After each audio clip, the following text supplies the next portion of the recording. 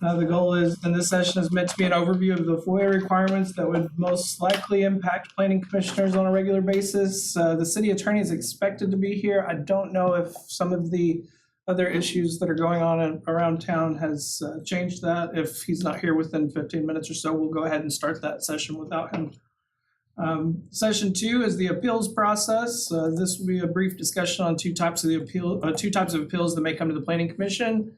The director will discuss appeals of code interpretations and appeals of decisions. Then we'll go into session 3. That's going to be with Beth and Brian, our senior planners, and they're going to discuss the process of staff reports and how they make their recommendations. And that'll be more of a panel discussion than just a conversation.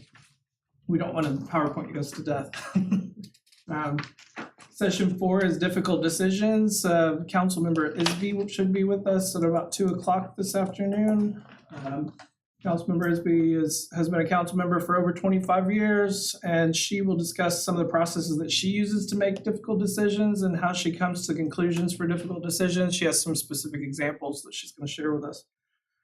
Session 5 is going to be quasi-judicial role of the Planning Commission. We're going to discuss the role of the Planning Commission and have a discussion as to what a quasi-judicial role is. Session 6 will be having better meetings. We'll have a break at about that time. There's some snacks in the back of the room that anyone here is welcome to grab. If there's any members of the public that just want to attend, they're welcome to sit at the table. But this is primarily a discussion with planning commissioners. And session 6 on having better meetings, we're going to review some information that we found on Planner's Web that talks about holding effective public meetings. And we provided a link if you wanted to go back to that at a later time. And session 7 is going to be about planning Conway. That's going to be a little bit more interactive than the other sessions, so we kind of end the day on a positive note. Some of the things that you'll notice at the front of your books for the planning commissioners, you'll have a sheet of paper that tells you what these colored index cards are for. The orange index card throughout the meeting, if you just take any notes that you want to give to staff, this is your comment card that we'll collect. And this can have just a dozen notes on it if you want. If you don't want to use it at all, that's fine. But if you have any comments for staff throughout the whole thing, then feel free to put it on the orange index card and we'll take those up at the end of the meeting. The pink index card will be used to write down one thing that you find challenging in the public meeting. That'll be associated with, I think, session 6. These will be collected and read anonymously, so if you know of something that you find challenging in our public meetings that you just wanted to kind of share with the group without identifying yourself, we can talk about those type of issues so we can have more effective meetings. There are 3 different stacks of 5 cards. There's blue, yellow, and green. That will be a part of our interactive session. We'll go over more of that whenever we get to session 6, closer to the end of the meeting. The first session today was scheduled to be with the city attorney. He's not here yet. One of the things you'll notice in here is a little thumb drive that has a lot of useful information, links to the city's GIS, the planning department portion of the website versus the planning commission portion of the website. Those are 2 different things. It also has a copy of the codes for the zoning code, the subdivision code, and the sign code. One thing that Beth had pointed out to me was that the sign code is actually a part of the zoning code. It's Article 12. Article 12 of the zoning code.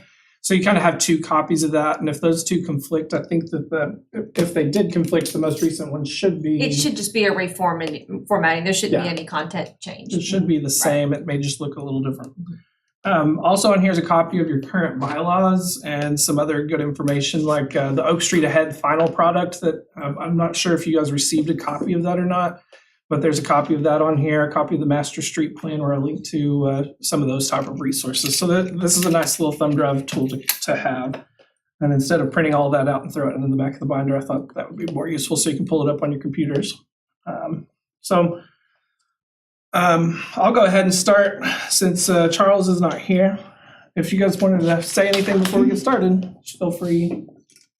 I did see a bunch of people at City Hall standing outside, a bunch of police officers and other people, so he might be tied up That's quite possible. There was a public, what do they call this? Press Press conference. Yeah, Thank that's you. what it looked like they were There doing. was a press conference at 11 o'clock, and I think that tied up the mayor. He was supposed to be here to do a greeting for you. He's not able to do that because he got tied up with the press conference with some of the other activities that have happened in town in the last 24 hours. So that's some of our,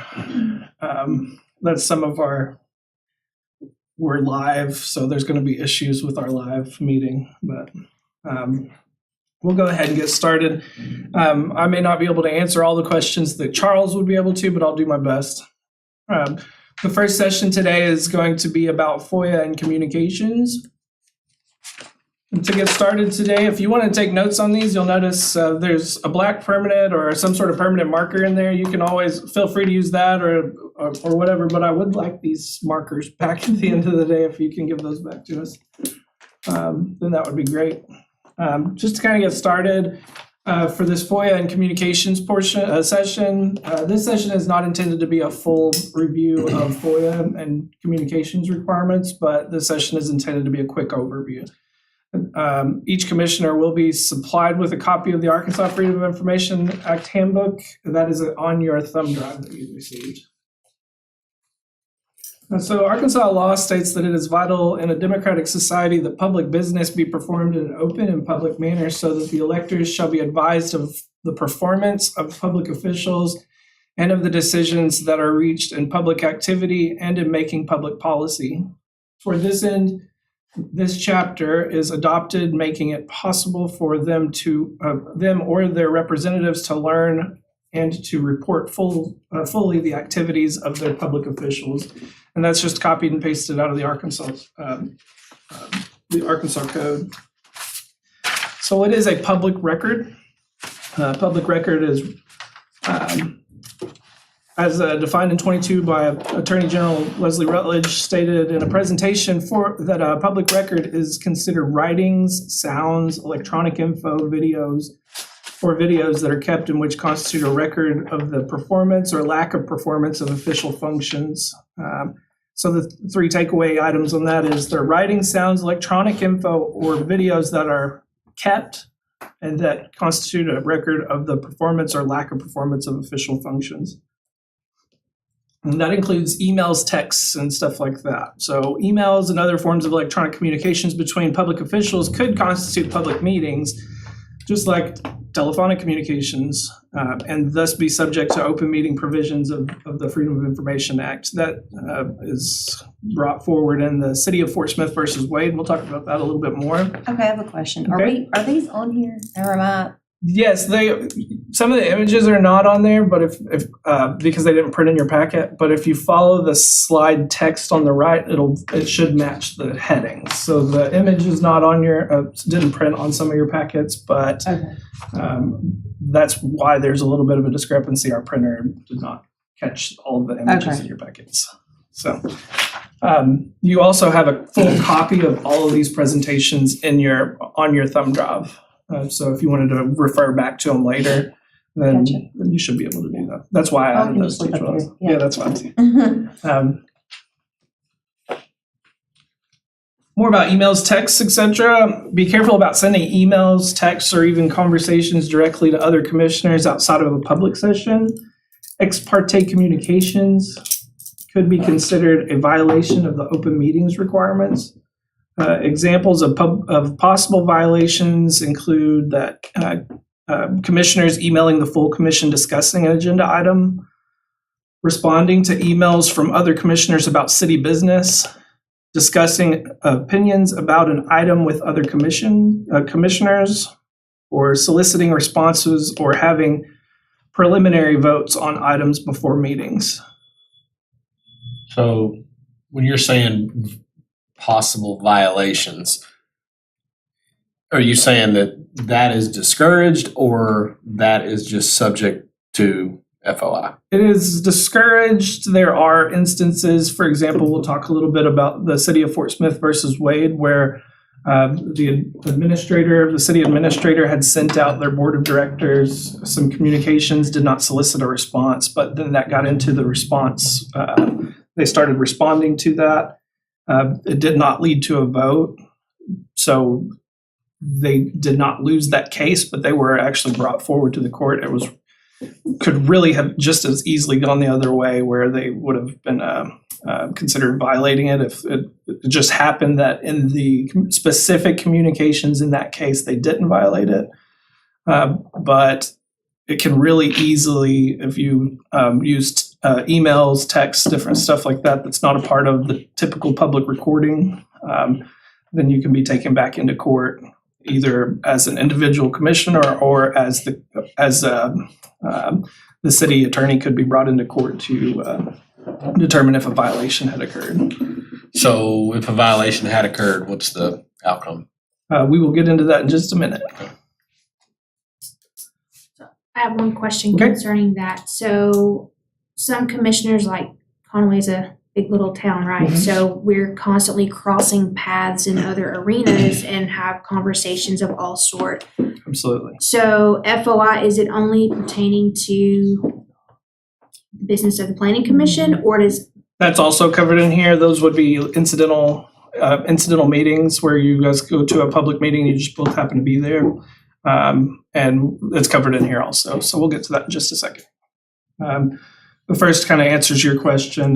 Let's start by talking about personal devices. If a commissioner sends text messages, emails, or makes phone calls using a personal device, but for city business, then those records are still subject to FOIA. I personally had my personal cell phone FOIA'd, and it just led to me having to take screenshots of text messages and different stuff. And everything came out fine because I'd followed the proper protocols and stuff. But since I had talked about city business at a previous employer, I had those FOIA'd and I provided those as a part of that FOIA request. That's limited to 2 or more public officials, right? If you're talking about city business in your official capacity, then that's subject to FOIA. So that would be a part of a FOIA So request. what's the delineation of in your official capacity?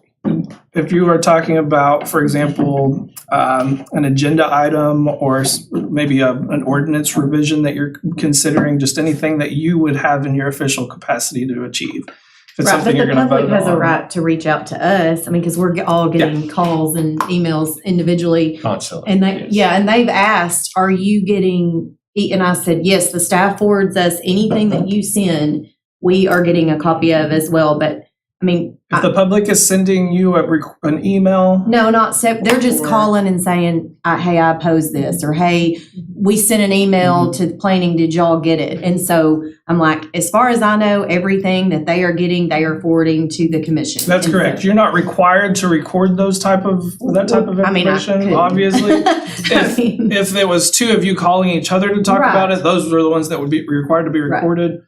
But if someone sends you an email asking you about a future item that's going to be on the agenda, that could be subject to FOIA.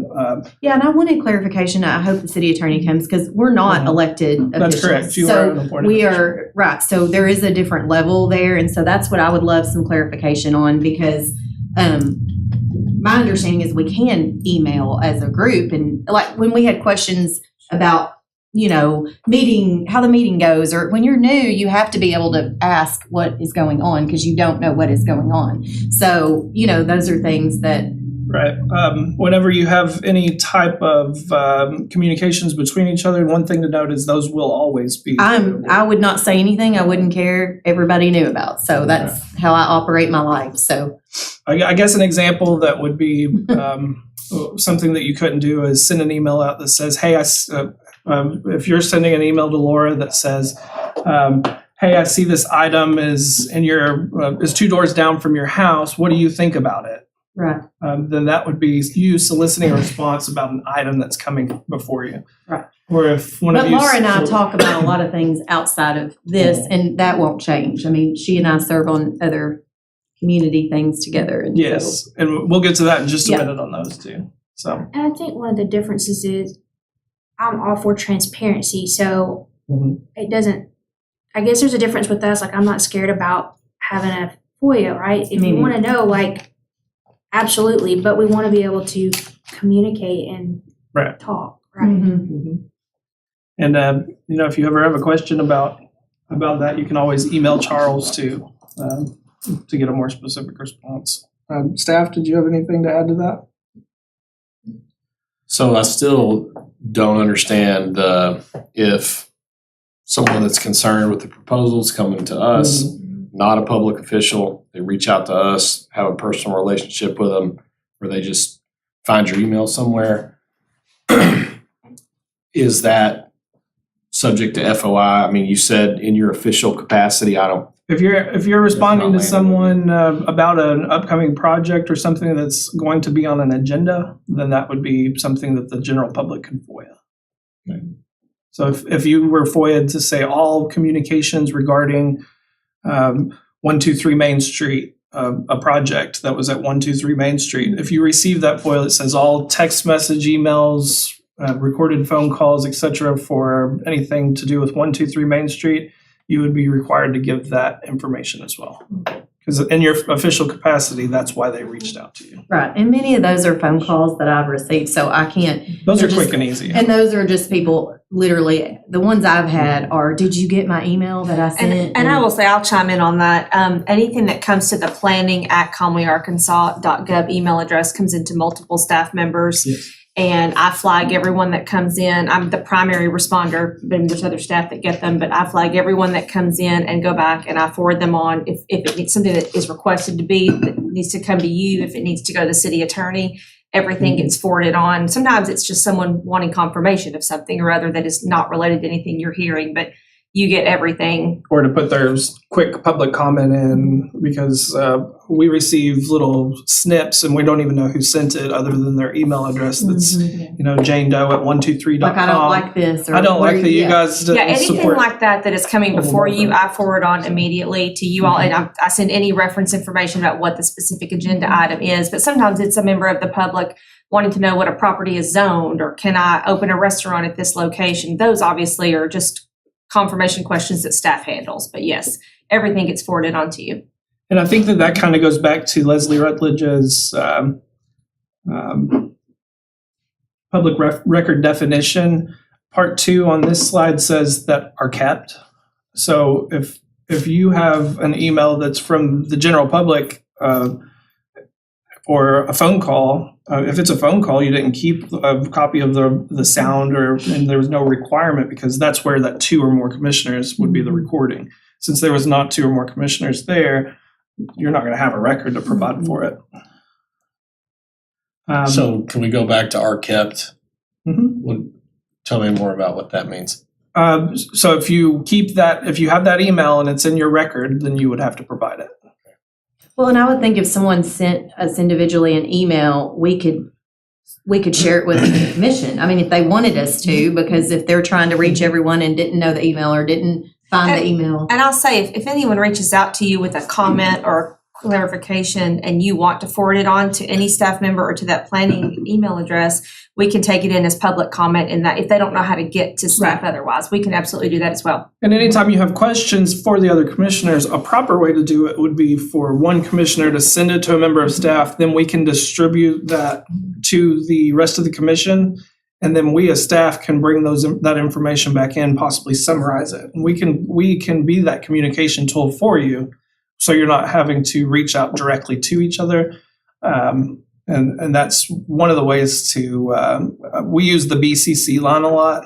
That way there can't be that accidental reply all and get a conversation going Well, I guess over. I'm confused on that. Why couldn't we, I mean, if instead of you having to tell everyone individually, it seems more transparent.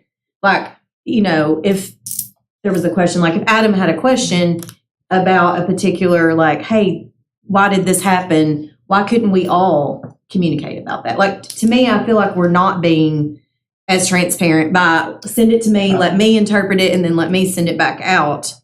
I guess I'm just pretty transparent. So there would be nothing I would ever say that I would not care if the entire city saw. If I have a question about, hey, I felt very unprepared for this, and what could we do next time? And that was, I think, I agree. I think it just seems overly. Yeah, it inhibits us from improving. Agreed. Oh, I totally agree with you that it can definitely slow down the process of communication. But there's been examples where it's been misused, and there's been examples of where you contacting each other directly has been misused, and the only way to get rid of it altogether is to make it where no one can do such. But I don't, that's not a rule though, That is a law. that we can't talk to each other. It's two commissioners cannot have private conversations about city business. That is correct, Okay. unless it's in a public setting and it's recorded.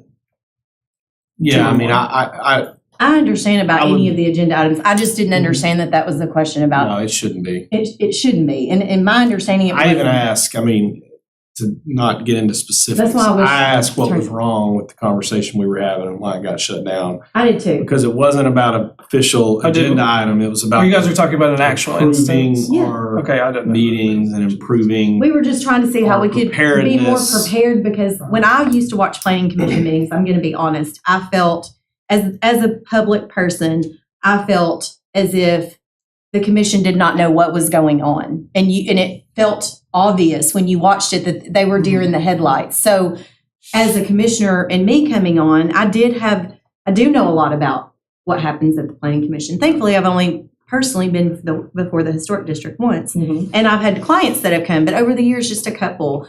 But I've watched them and I watch them. And so I think our concern is how we all felt in that moment. Mhm. Had nothing to do with city business or an agenda item.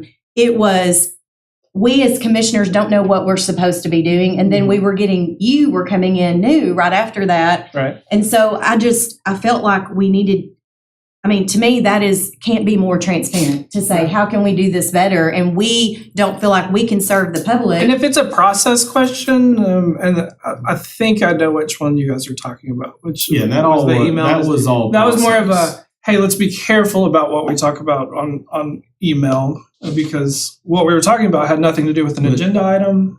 Right. To Lori's point, though, we could have continued the conversation, and It shouldn't have been shut down. if you ever felt it crossed the line, well, then it would just be shared with the public. Right. And we're fine with Yeah, that. that's, you just have to be really careful because, and that's what that email said was, let's just be mindful that. Yeah, I certain agree. things have to I be agree. I agree. discussed in public session. Like, this is a public session, we can talk about whatever we want. But if it's not in a public session, there's this perception, and that's what we're talking about with staff quite frequently, is there's this perception of anytime it's in an email, the reason, and this isn't me saying it's the reason, this is just the public perception. If it's in email, it's with a lot of people feel like it's with the intent of withholding from the public. Mhm. And if it's within. Sure, I get the And- perception. Yeah, I do But we too. try to I'm with be you. as careful with that Yeah. as possible. I would just encourage more leeway with communication like Mhm. that when the spirit of it is truly, we want better meetings and we want to be better for the city. Sounds great. So, On the interest of time, I think we're at about, we have about 5 minutes left on this session, so I'm going to go ahead and move forward. If they are requested, copies of emails, text messages, voicemails, phone call logs, etc., are subject to the request if city business was conducted using a third-party device. If a person who negligently violates a FOIA a person who negligently violates the FOIA is guilty of a Class C misdemeanor. So where that would come in as, I don't think it would be as much as unintentional. There are cases where there have been intentional omissions of FOIA requests, and that's where I think that you could really get into some issues. Now, given if you receive a FOIA request and it's hard to discuss intent, so it could just as easily be a matter of that person didn't provide it, they violated FOIA. Mhm. so I think it was before you were around. We got a request. Mhm. Will the city attorney or someone from staff always help us? We will get to With- that in just a minute as a part of this presentation. Let's talk about those social gatherings that you talked about. As long as a discussion of government business is only intermittent and incidental to a social function, social gatherings are not subject to FOIA. However, meeting at a social gathering for the purpose of discussing city business is not incidental. So be careful about sending a text message, for example, that would say, "Let's talk about it tonight at the ball game," because then you have an instance where the general public knows that you were at the ball game, and the general public knows that you discussed that item at the ballgame, so you potentially had an illicit meeting. So those are the types of things where you put one and one together and you could have an issue. There are exemptions to the FOIA. Some examples of personnel records are typically what's exempt from FOIA. These don't really pertain a lot to the Planning Commission. Things like that would be on your record that you may supply. I don't know what information the city of Conway has asked you to supply as a commissioner, but also staff information such as home and personal cell phone numbers, date of birth, religious affiliation, information about family life, welfare payments, legitimacy of children. These are specific things that are listed in the law. So that's why they're all on here. And you can see a link, well, not a link, a reference to the Arkansas Code that discusses the exemptions requirement. So can a planning commission have a private meeting? Those are referred to as executive session meetings. The only given purpose for an executive session is for considering the following: employment, appointment, promotion, demotion, and disciplining and resignation of public officer or employee. These are personnel matters, and since the Planning Commission does not have the authority over personnel matters, I'd say it doesn't typically have a legal basis for an executive session meeting. There are probably some instances where your bylaws may get violated and you wanted to discuss the removal of a commissioner or recommendation of removal of a commissioner, and that's where we would probably deflect to the city attorney about a possible executive session. But very rarely, if I've never seen an executive session go from a planning commission. Did you have a question? No. Okay. Let's talk a little bit about Fort Smith versus Wade. This is one of the reasons why I wanted to have our city attorney here. He's much more fluid on this topic than I am, but I will cover it the best I can. So in 2019, the Supreme Court of Arkansas heard a case which claimed that the city violated open meetings provision of the Arkansas Freedom of Information Act when 3 of the city directors and the city administrator exchanged emails related to city business.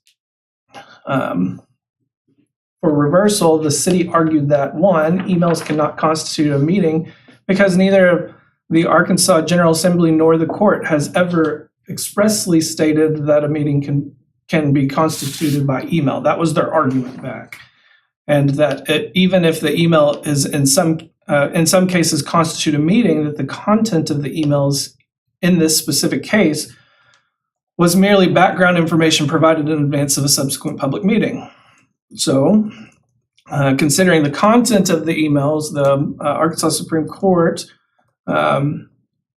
stated that since no response was solicited in this case, and it was sent from the administrator to the 3 directors. Since no response was solicited in this case and no board members responded, it was just for background information. 2, no decisions were made through the use of emails, and the city administrator had sent out recommendations and received 3 unsolicited responses. 3, since no decisions were sought or made, it did not constitute a public meeting.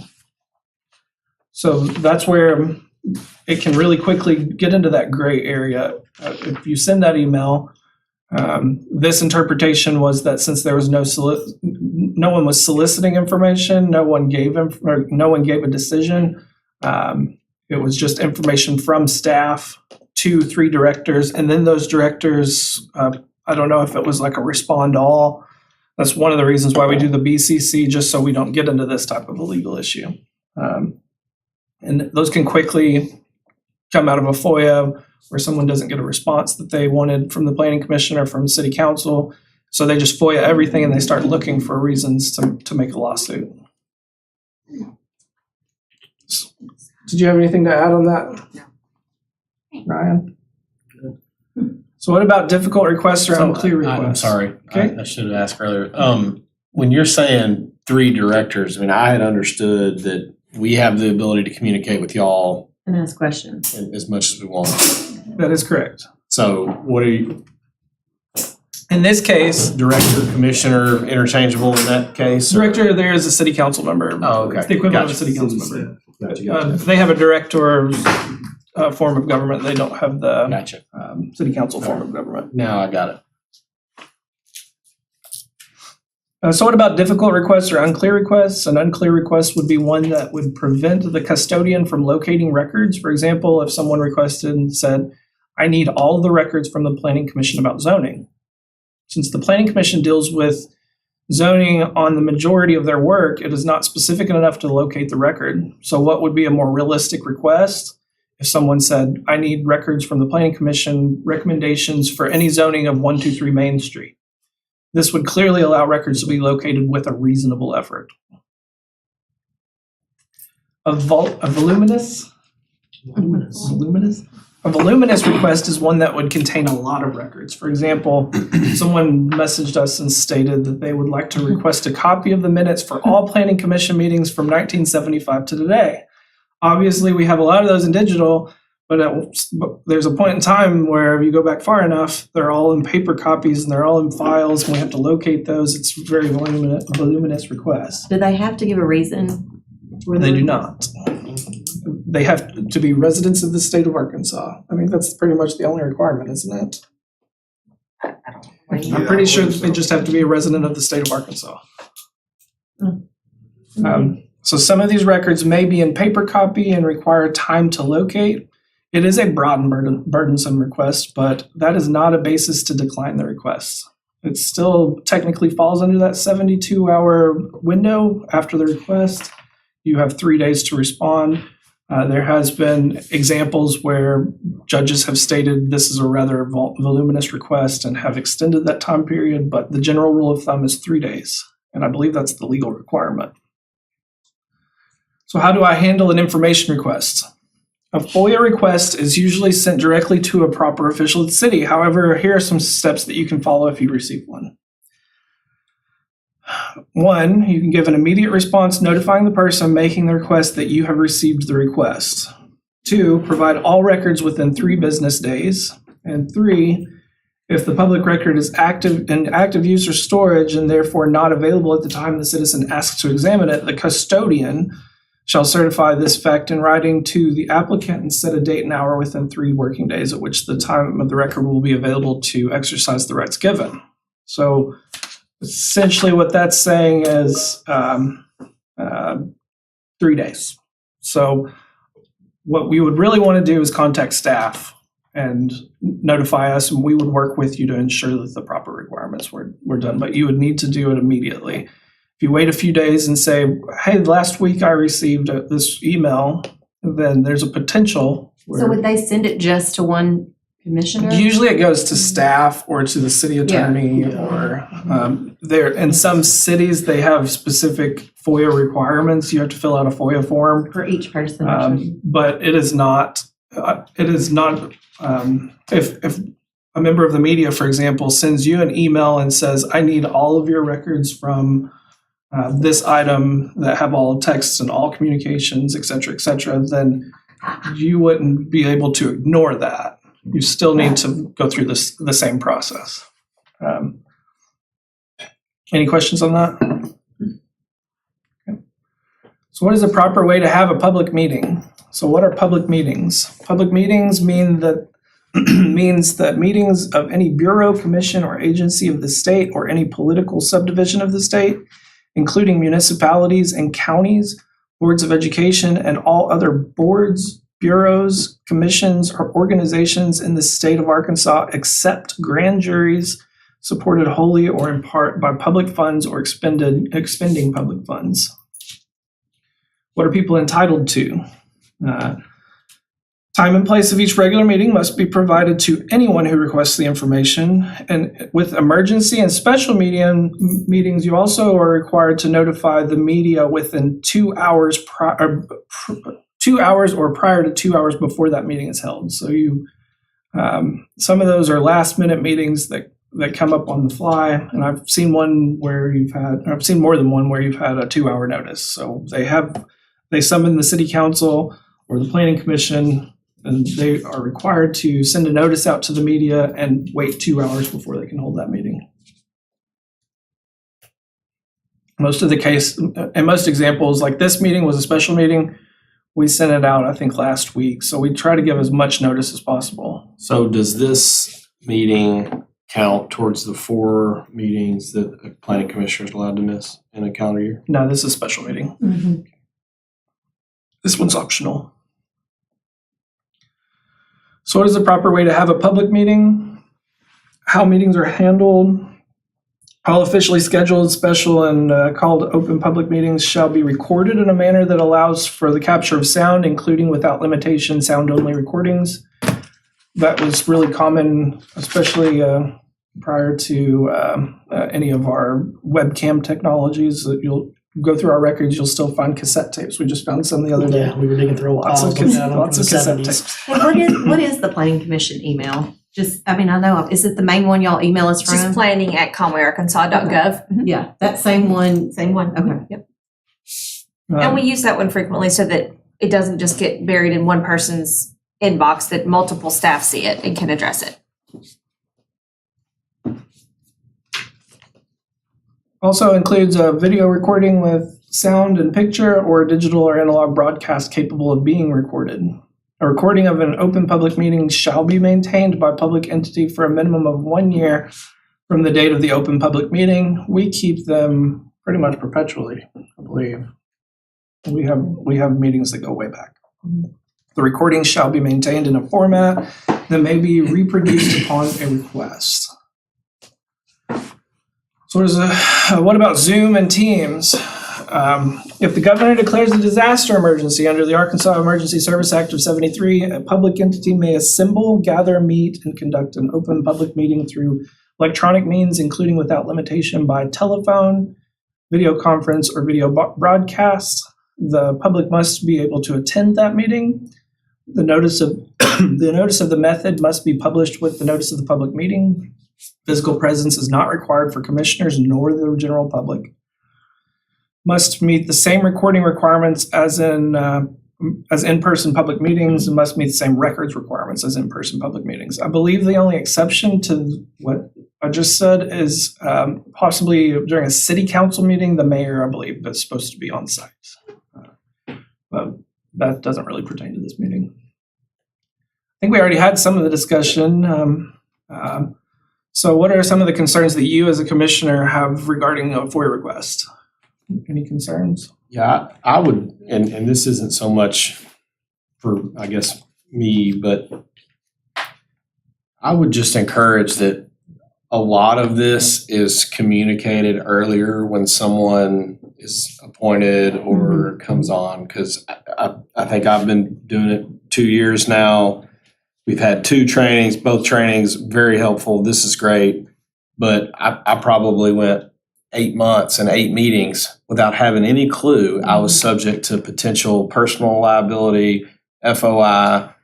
You know, there's nothing you sign, there's nothing you agree to. You just, at least in my instance, I just showed up to the first meeting and sat down. Right. So more onboarding with this kind of stuff. The reoccurring is great as well, don't get me wrong. But initially, I think knowing this stuff would be very helpful. And a lot of cities, I'll just use the city of Fayetteville, for example. The city of Fayetteville, when you become a planning commissioner, before you go to your first meeting, they sit down with you, they give you a packet, they go through these type of requirements, and they provide you with the bylaws. They walk through the bylaws with you so you understand the bylaws. And you can't say, well, I didn't ever receive a copy, et cetera, et cetera. But I think what we're going to try to do is have packets for new commissioners next year whenever they come on board, and we're going to work through some of this together. So That'd be great. and it'll look really similar to what you guys have here. This Yeah. is just kind of pertinent information. So Adam, I think you alluded to the planning commission has been FOIA'd in the past. That's Interest of time, I'm going to kill the rest of this discussion, and we'll have to move on. We have guest speaker coming in just a little while. I want to kind of make sure. But yeah, just you can get FOIA'd at any time. I got FOIA'd 8 times in 1 week. I was going to ask, weren't you in Fort Smith for a while? I was on the City of Fayetteville's Housing Sorry. Authority Board that gets I was wondering if FOIA'd that almost on a case daily was- basis.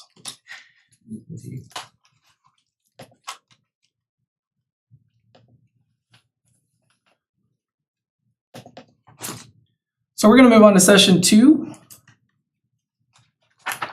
I am the speaker for session 2. I again apologize that the city attorney wasn't able to join us. I know that they've had had those issues that they're working through.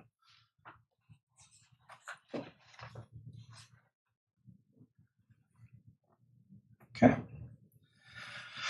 Session 2 of our spring workshop is the appeals process. Now, when we're talking about appeals, there's really 2 types of appeals that the Planning Commission typically hears, and those are appeals on decisions and appeals on interpretations.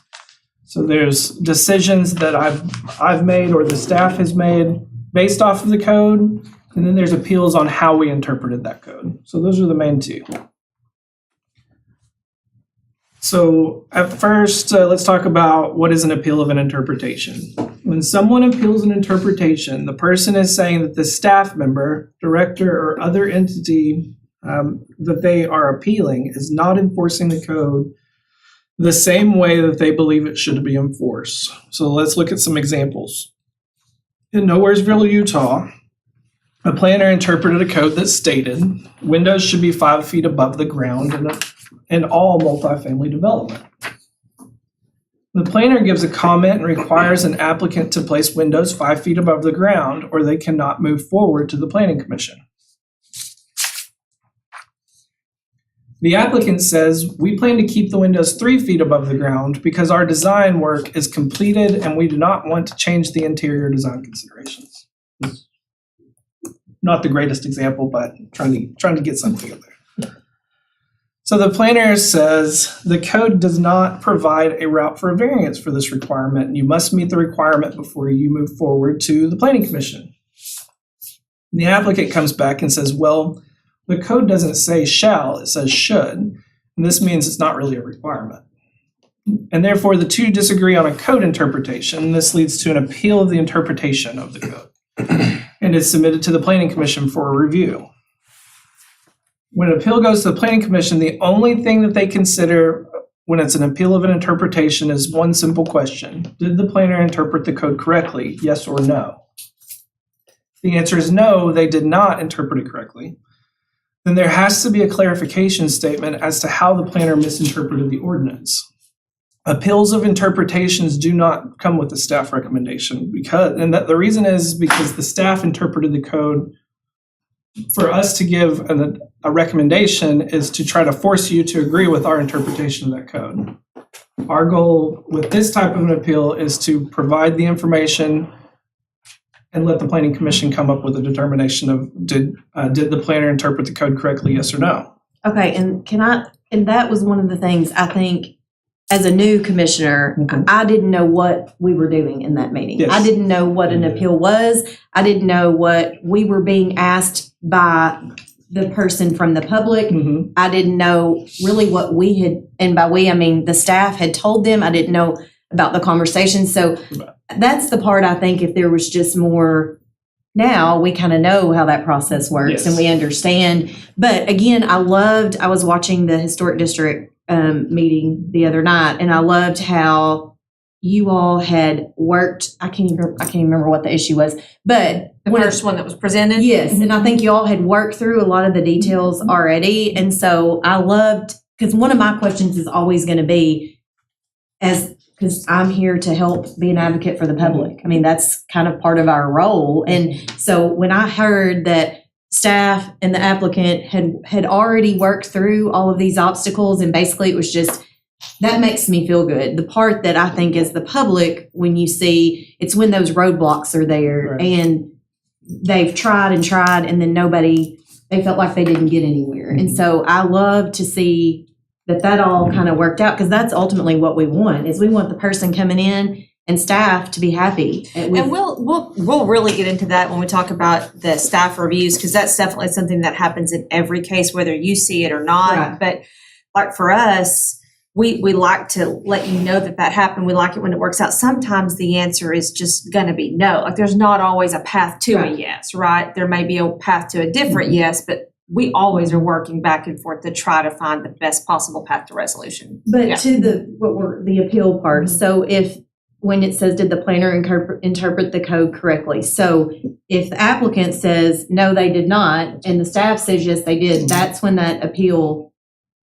We're looking for, yes, the staff did interpret it correctly, or no, the staff didn't, and this is why. So But if they said, yes, they interpreted it correctly, we wouldn't be in an appeal. you wouldn't have any, Right. if the planning commission says staff interpreted correctly, that's pretty much the end of the conversation. At that point, there would be a motion to accept the staff interpretation. Then it would go back to staff, and we would still stick with that interpretation, because typically you get this type of interpretation through the review cycle.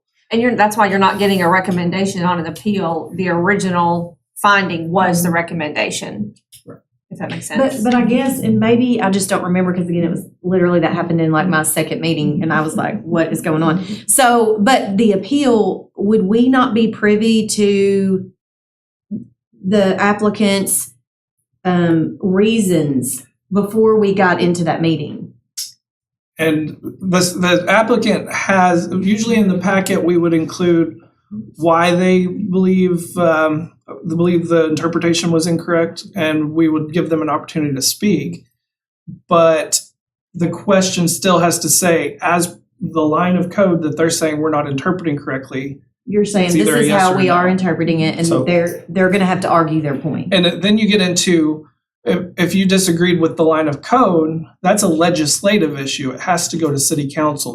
They still have that appeal process, and then they can take it to city council, and city council has the authority to overturn it legislatively. Yeah, I think, so just feedback from me on the appeals and really anything is and I assume everyone, really leans on staff, or I know we brought the city attorney up, like what is within our bandwidth to do? What are we allowed to do here? And I don't feel like that was clear, because I felt like we got I think we could have done a better job on that. different answers before the meeting, during the meeting, and then changed during the meeting about where we were supposed to go, because the frustration on my part was, I think everybody but one commissioner, which I'm not arguing with what was right or wrong in the how everyone felt on the matter, but agreed with how we felt it was handled and what should happen. But we were unable, without very circular conversation, to move that to where Did you we watch needed the it. city council meeting that went to? I watched a little bit of it. One of the things we added to the city council meeting that we could have done better on the planning commission portion is some possible motions that you could have done. I think that would have helped. That would have been helpful, just because we didn't even know the realm that we were allowed to. Multiple choice. Right. Well, and we It's really like, told yes, we we could do do approve, we this do or agree with this, that. and though neither of those answers were palatable in Well, any I situation. also think like the appeal in and of itself was about the action, that was about the interpretation of the code. It wasn't about a path to resolution for what should or shouldn't happen. What the question was the code interpreted correctly? Yes or no? But I do think when those things come up, we have to look, I think some positive things did come out of that, because I think certain things are now, you check a box or it's yes or no. I mean, so I think ultimately problems can become helpful for all of us in the future, so we don't have to have someone else in the public struggling with that and staff struggling with. And I think Chris can also confirm if I say this incorrectly, but I think that there were options at that city council had the authority to do out of that particular matter that the planning commission That's may not correct. have had. There were actions available to them that, as far as resolution went. The city council can take those legislative actions. Right. And Sure. So you were tasked with, was the code interpreted correctly or not? Council, was it interpreted correctly or not? And here's what we can do. Does that make sense? we've also talked about things like that. You know, the code says it goes to the planning commission. We somewhat feel like it'd be more beneficial if those would just go straight to city council, because I disagree. it would have saved them time from having to go through the planning The commission. fact that he had to waste another whole month. Or it should. And that's us following the code as it's written. Yeah, or it, in my head, it makes sense for it to come to us to Mhm. give our thoughts. Well, because again, thinking about the public, which is who we all work with, and the fact that that's another issue I think we need to be conscious of when you have someone coming in there. And of course, real estate, it's easy for me to think this way. You have someone who you are having to make banknotes payments, you're extending contracts, you are money was tied up with multiple people. And sometimes I feel that there's not consideration. The timeline doesn't seem, so in other words, if I just want to put in a circle driveway in my yard, that is not time sensitive compared to someone who's trying to close on a piece of property that seller could back out and not sell it to them because we've drawn it out so long. So to me, I also wanted to know how we deal with, is there an urgency for time sensitive matters? Is there an urgency versus? No, I will say that one of the problems we have as staff is every applicant, their project is the most urgent. I agree with that. And Every mine was applicant. important to me, but I also understand timeline. This one, by the time you heard it, it had already been in process for months, and it was just the month before you heard it that the applicant chose to appeal. That was always an option for months prior to, but that particular applicant didn't choose to exercise that until the month before Were you they heard told it. that from the very beginning, were they told in month one, you need to? I believe the director did. That was It did previous indicate, I think the previous director I did know, yeah. indicate the options available to the applicant, yes. And I believe that in that case, there was an email at least in December. Correct. So, And I guess that's the other thing is just being super transparent and clear, like, we can tie you up for the next 3 months, or you could go ahead and appeal this month. If we're not gonna come to a resolution here and you think this and we think this, then here's the appeal process. I suggest you move forward. And I guess my concern with that scenario is I felt like there was a long drawing out that tied up, not him, not us, but those individual homeowners who couldn't move into their house. I think that particular applicant pursued other avenues before Okay. appealing. Okay. Yeah, and I just say that one was always going to be tough. Correct. It was. No biggie. I'm just. Right. We knew that was going to be tough whenever. It was. Yeah. So let's go ahead and I'm going to, just in the interest of time on this, I'm going to go ahead, since we've kind of discussed the appeal of an interpretation, I'm going to skip through this example since we've kind of already lived through that example. I think the big thing is what the Planning Commission is being asked, did it get interpreted correctly, yes or no? I'm going to skip to the point of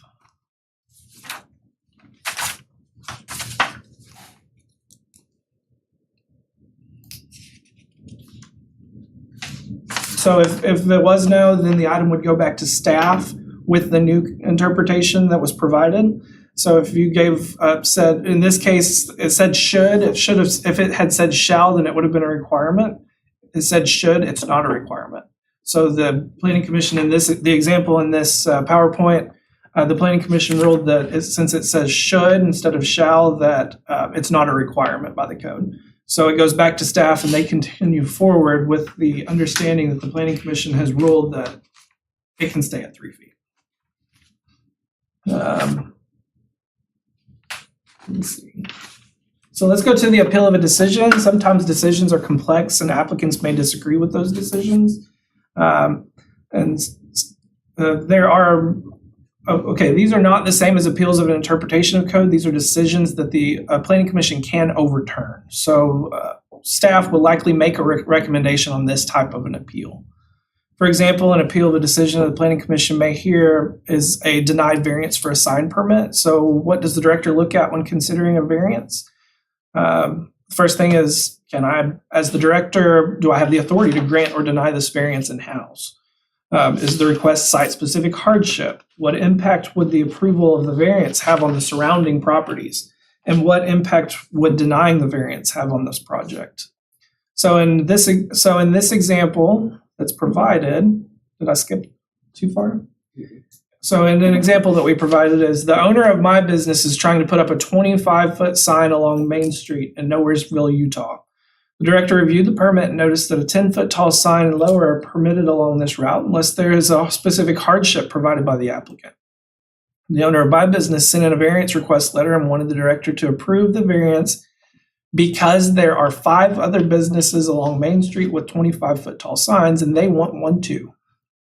So 1, the director determines that the code does give her the authority to review the request and approve or deny this variance. And the code was also limits signs to 10 feet in height. Also reviews that there's not really a site-specific hardship beyond the precedent set by surrounding businesses. However, the director did determine that the other 5 businesses installed their signs before an ordinance change and that those signs are legal non-conforming signs, which means that they were legal the time that they were built. The code changed, so they're non-conforming to the current code, but they're a legal non-conformance. 3, the director determines that while the impact would not be immediate, that this would be an illegal non-conformance to the new code and could likely cause a negative impact on future enforcement if approved. The director understands that the applicant doesn't, hey, how are you? The director understands that the applicant doesn't believe it is fair that they will be the first to have this code apply towards their project, however, does not believe it would have a negative impact on their overall project. And then the director denied this request. So this is a decision that the director made to deny the request. The applicant appeals that decision. So what should the planning commission do because of this denied request? Because of this denied request is being appealed, the first thing that they should consider is the staff recommendation and go back to the original request. The original request was that there are 5 other businesses along Main Street with 25-foot tall signs, and the applicant wants one also. The next thing that the planning commissioner should do is review the code. In this case, we know what the code states. Then they should discuss the differences between the other 5 signs in this request. The other 5 signs were before the current code ordinance. Code was brought into ordinance. And then make a decision based on code consideration, not on personal opinions. So 1, in this case, staff recommended denial of the variance because the reasons that we previously discussed. 2, in a review of the code, the new code says 10 feet tall or lower. 3, the other 5 signs were approved prior to those code revisions, and the new code classifies those signs as illegal non-conforming signage. 4, one commissioner thinks that it is unfair that the others have 25-foot tall signs and says that he is going to support the appeal. His decision is not based on code, but those are his personal opinions. Another commissioner says that the code was changed and that there is nothing to support the appeal. Discuss.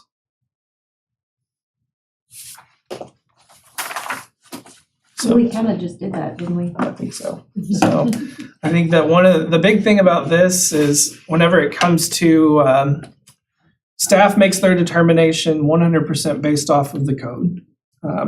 The planning commission is a quasi-judicial body. We'll get into that. They have to also follow the code. They're limited to following the code. There is a further appeals process to the legislative body, the city council, and they have a little bit more authority to make have variances that don't reflect the code findings if there's other things to consider. But we offer that route of appeal, and those are difficult decisions that the city council would have to discuss. We You are. want to skip ahead and come back to Sheila? We are going to go ahead, and that's kind of a nice segue, actually. Yeah. That's a nice, perfect time. It's perfect. So we are going to skip session 3 because we're a little off of our schedule, and I will introduce the guest speaker for session 4, which is difficult decisions. Council member Sheila is being pulled up. She's going to throw something at me. No. I want this.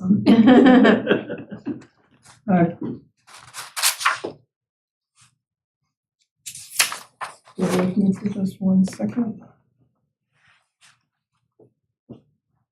Councilmember Isby has been That picture. has been a city council member here in Conway for the last 25 years, and today she will discuss some of the difficult decisions that she has had to make and the processes that she uses in order to make those difficult choices. There will be a Q&A session after she makes her discussion, but anytime you want to accept any questions, then you Sure, can feel free that's to do so. perfectly And I will fine. hand the floor over to you. You can feel free to use the podium, or you can just sit where you're at if you'd like. I'm fine right here. First of all, I want to thank all of you for your service on the Planning Commission. If you would just kind of tell me how long you've been on the Planning Commission. I know, Lori, you're new. I'm 5 minutes. Oh, okay. No, a little bit. I've been here this year, but Okay. All right. yeah. Adam Bell, been on about 2 years. Okay. Laura King, and I'm in year 3. All right. Mark Ferguson, 4 months. Oh, okay. So we've got some tenure and then some new. Well, again, thank you all so much for your service and agreeing to serve on the Planning Commission. Of course, as you all probably know that have been on here, we have a great planning staff, so that makes everything a lot easier, not just in your capacity, but also in the city council's capacity. And we do rely on them a lot of times for information as well. But what I'll do is just jump right in. I had to give some thought and actually reached out to another council member, and they're like, oh, I forgot about that one. But probably one of the hardest planning and zoning decisions that we had to make, for those of you that have been around Conway for a long time, is the old Cattern Valley Country Club. That came with a lot of controversy, a lot of citizen input. For some reason, people seem to think that when they buy a piece of property and they're told things, they think that's the way it's always going to be. They thought it was always going to be a country club. There was not going to be anything else that was going to be developed in that area. Well, you know, my thing that I use with people is if you don't own it, you can't control it. So that was a huge, huge, huge issue for us. I mean, our council chambers were full with people who were upset, people who were angry, who felt like they had been lied to. They just felt that it was supposed to be Conway Country Club and it was supposed to be this pretty lay of land, and that's what everybody surrounding the area was going to continue to look at. So, of course, that was not the case at that time, and I relied on planning. And thank you so much, Ryan, because I thought, well, now that I've got these, what was the zoning before we changed it and what we changed it to? So, of course, at Cattern Valley, it was an R2, which is residential. So, like I said, people thought that's what it was always going to be. Of course, a couple of things that we had with Cattern Valley Country Club was drainage. Some other issues related to the lay of the property and things of that nature. One of the things that we have been doing a lot of, and I say we, but it starts with the planning department, is what's called a planned unit development. That gives the developer, the city, a lot of, I guess, wiggle room as versus just a straight zoning. It's also an opportunity for some give and take, some compromise on the side of the developer, as well as the city ordinances, all of that, and of course the citizens. So we did end up, after all the upheaval, changing that into what was called a planned unit development. And I will say that the end result was, when you looked at it 2 years later, everybody was perfectly happy. It was like they threw their hands up and kicked and screamed and all of that. And, you know, 2 years later, it was perfectly fine. Everybody was living life large, and there was basically no ill effect on anybody in that area. One of the others was the Kroger on Prince Street. Residential areas. So we had a lot of citizens again who were very upset. That was an 03, and also part of it was a C3, so commercial. Again, residents not excited about that. It ended up being a PUD. Again, there was compromise given with the developer, compromise with the city, and compromise with the residents. One of the, I guess, other really big ones, and it's even in that same area, is the neighborhood market. That was residential. And everybody was like, how dare them try and sell that property to Walmart? You know, of course, at that time, the other Walmarts were open 24 hours. So, Of course, that was done as a PUD as well. So there were limitations that were put on the hours of operation, things of that nature.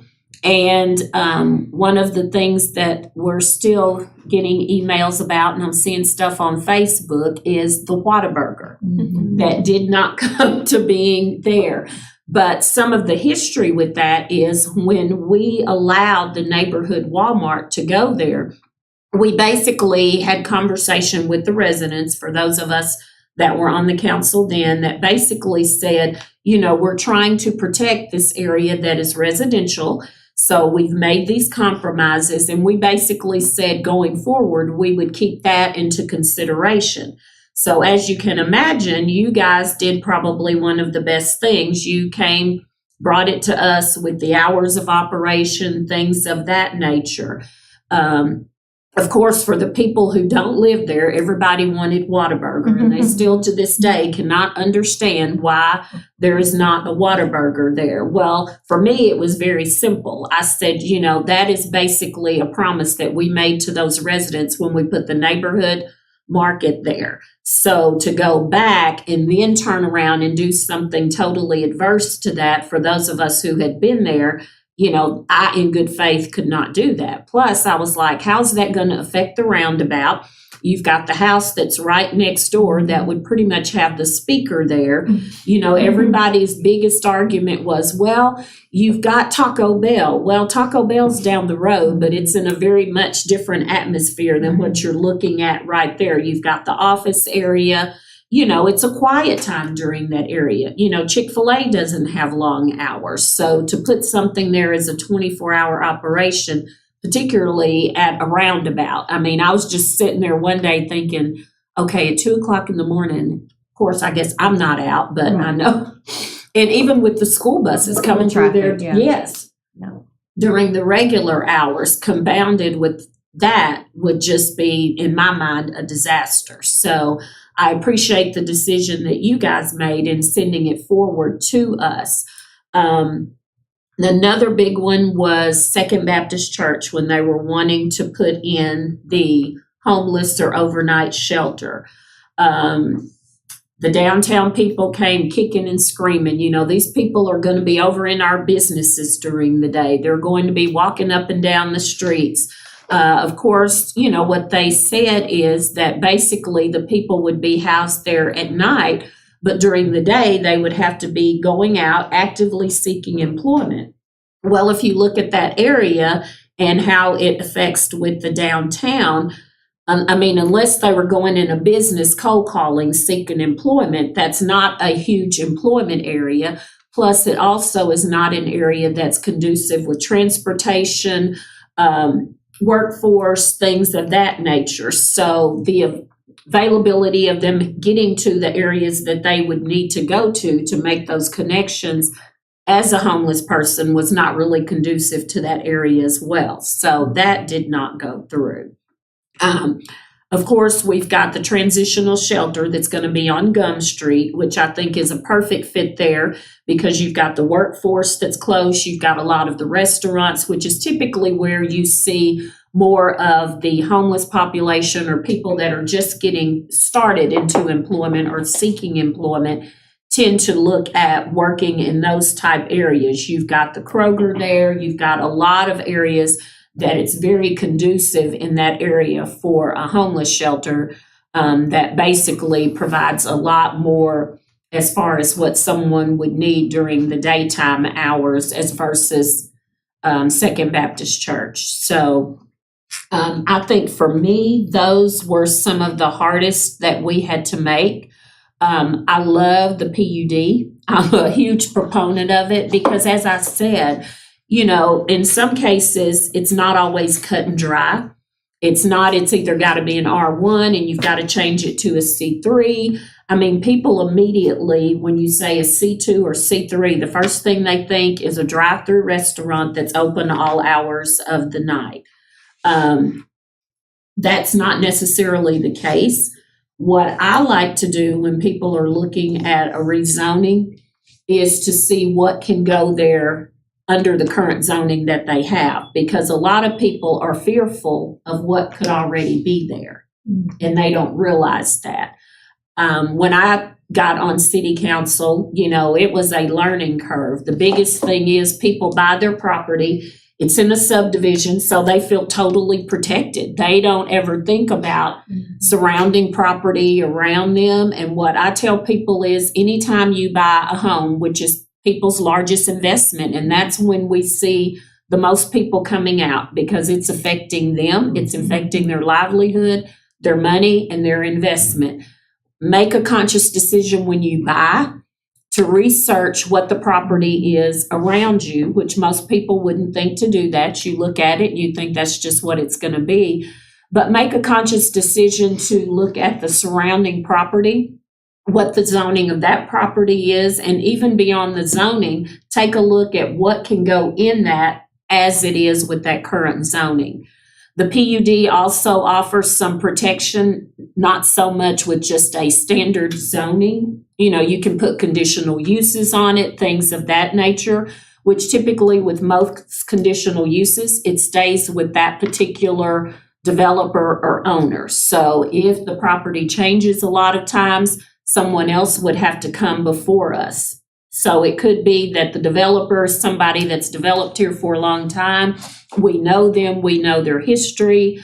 They've been good stewards in the city. But if that property goes to someone else under that current zoning without conditional uses, then, they don't have to come back before us. So that is another layer of protection that is offered. Like I said, it's a learning curve. With us, we rely heavily on the planning commission. A lot of times, we've got them coming up even for the audience when there's a zoning talking about, what's permissible. And a lot of times we ask questions, what could actually go there under the current zoning, because a lot of people don't know, and we have to be refreshed ourselves. But like I said, the planning department does an awesome job. The days of us seeing overkill with the room being full have gone away. And I think a lot of that is because people come to the planning department on the front end versus the back end. They encourage them to look at alternate zonings if they feel like that's a zoning that's just going to cause upheaval. They also encourage them to have conversations with the neighbors. The biggest fear for anybody is something going in and not knowing what it is. I mean, we've had some zonings that they visited with neighbors, and some neighbors, once they found out what they're doing, showed them pictures, they were perfectly happy. Had that not happened, they would have been the ones coming kicking and stomping into the council meetings. So again, applauds to our planning department because they do an awesome job on the front end. In regards to the zoning issues and actually walking people through that. Thank you. Were there any questions? Can't get off that easy. Okay, so when the public calls you to express like, I don't want Walmart going in there. I do not want, so how do you, because we have an issue coming up in this that we've received a lot of public input on. And so a lot of people call you, text you, just, hey, I don't like this, or hey, I love this. What do you say? My standard response is, thank you so much. I will take a look at that. That way, they can't say, well, you told me you were going to do this, or you told me you were going to do that.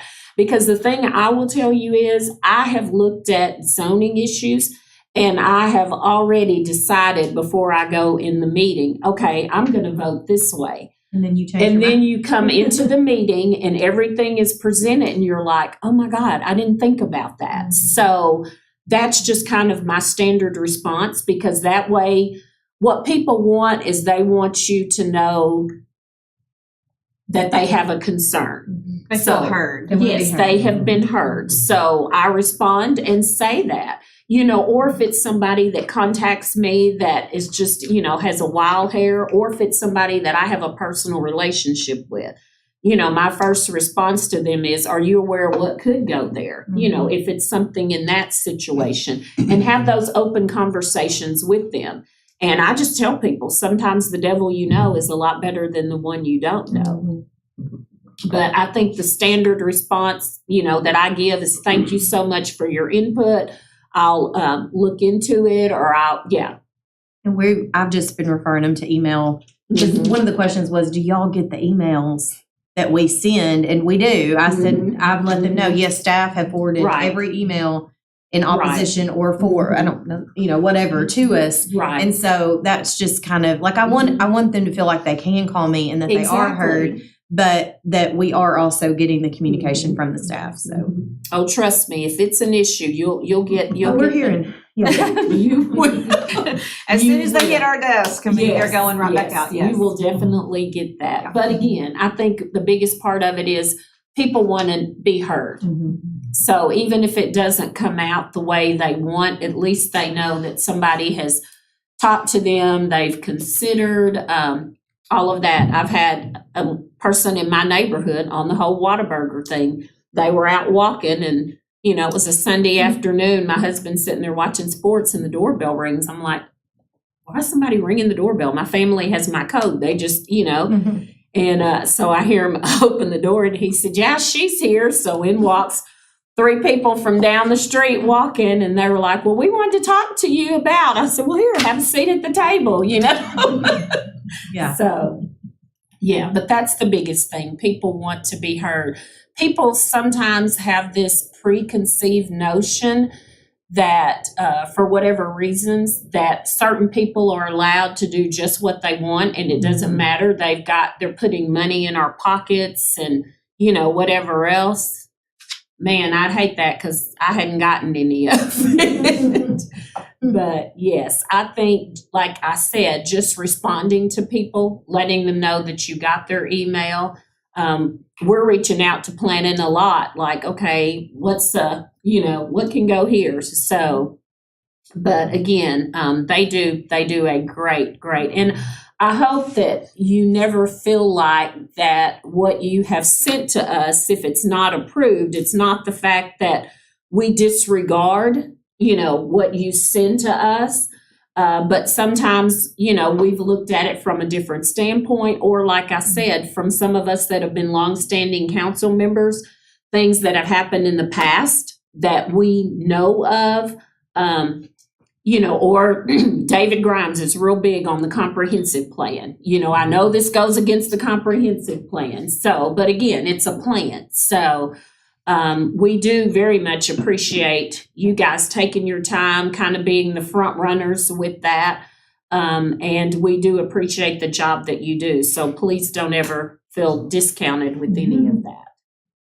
Well, we appreciate you joining us today, and Yes. Thank you. hopefully in a future meeting we can have you back as a guest speaker.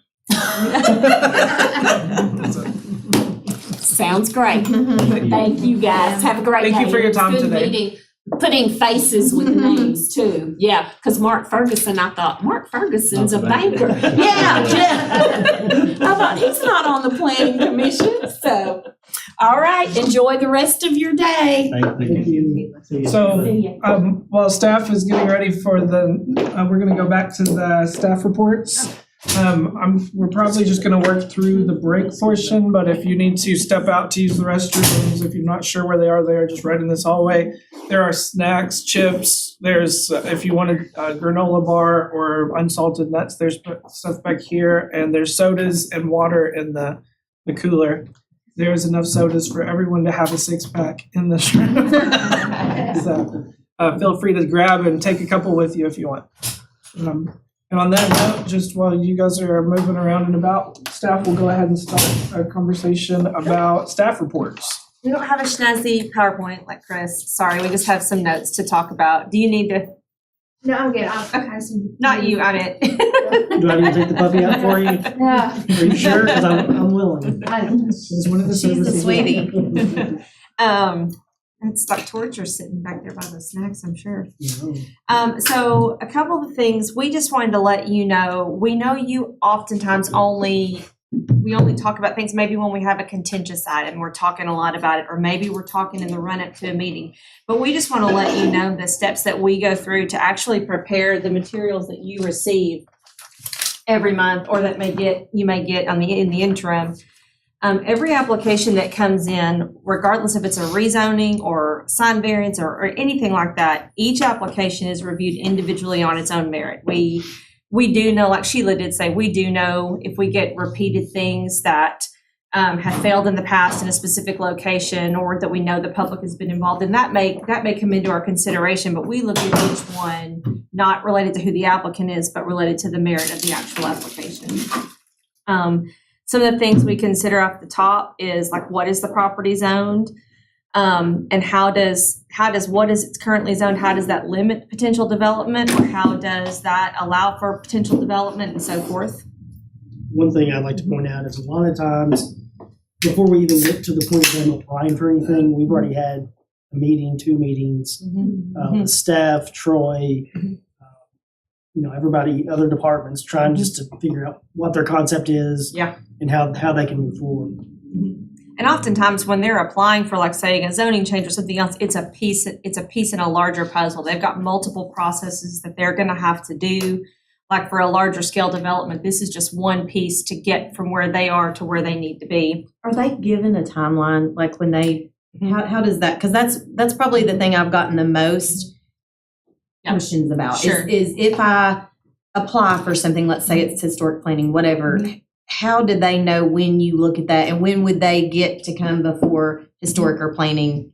So oftentimes, and this is a lot of times, this is Lauren in her absence, other staff is picking up that burden, so we know exactly like how much she meets with people, but we talk with people in depth and at length about if this is what you're wanting to do, whether it's related to the Historic District Commission or Planning Commission, here's when the next available meeting is. Here's the things that have to happen that we need to know before you get on that agenda. So if it's a drawing you need to have done or whatever, here's what needs to happen before this date. Here's how you do it. Here's how you contact. She is very good, and we've tried to follow suit with that to literally give them, over-communicate, give them as much information as possible.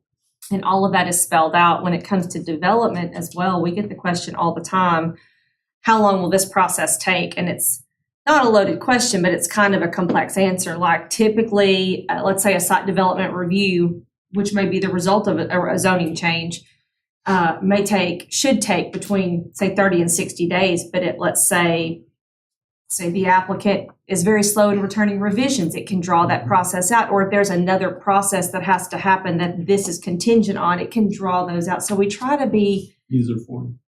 Utility service requirement. the utilities, Yeah, and like, there's so many pieces to that puzzle. It's not a simple Right. answer often. Yeah. And like traffic, like when someone has to do a traffic study, how soon do you tell them they have to do that? And is that based on, like a mom and pop is buying a building that's $100,000? Do they pay the same fee for a traffic study as someone who's putting in a multi-million-dollar?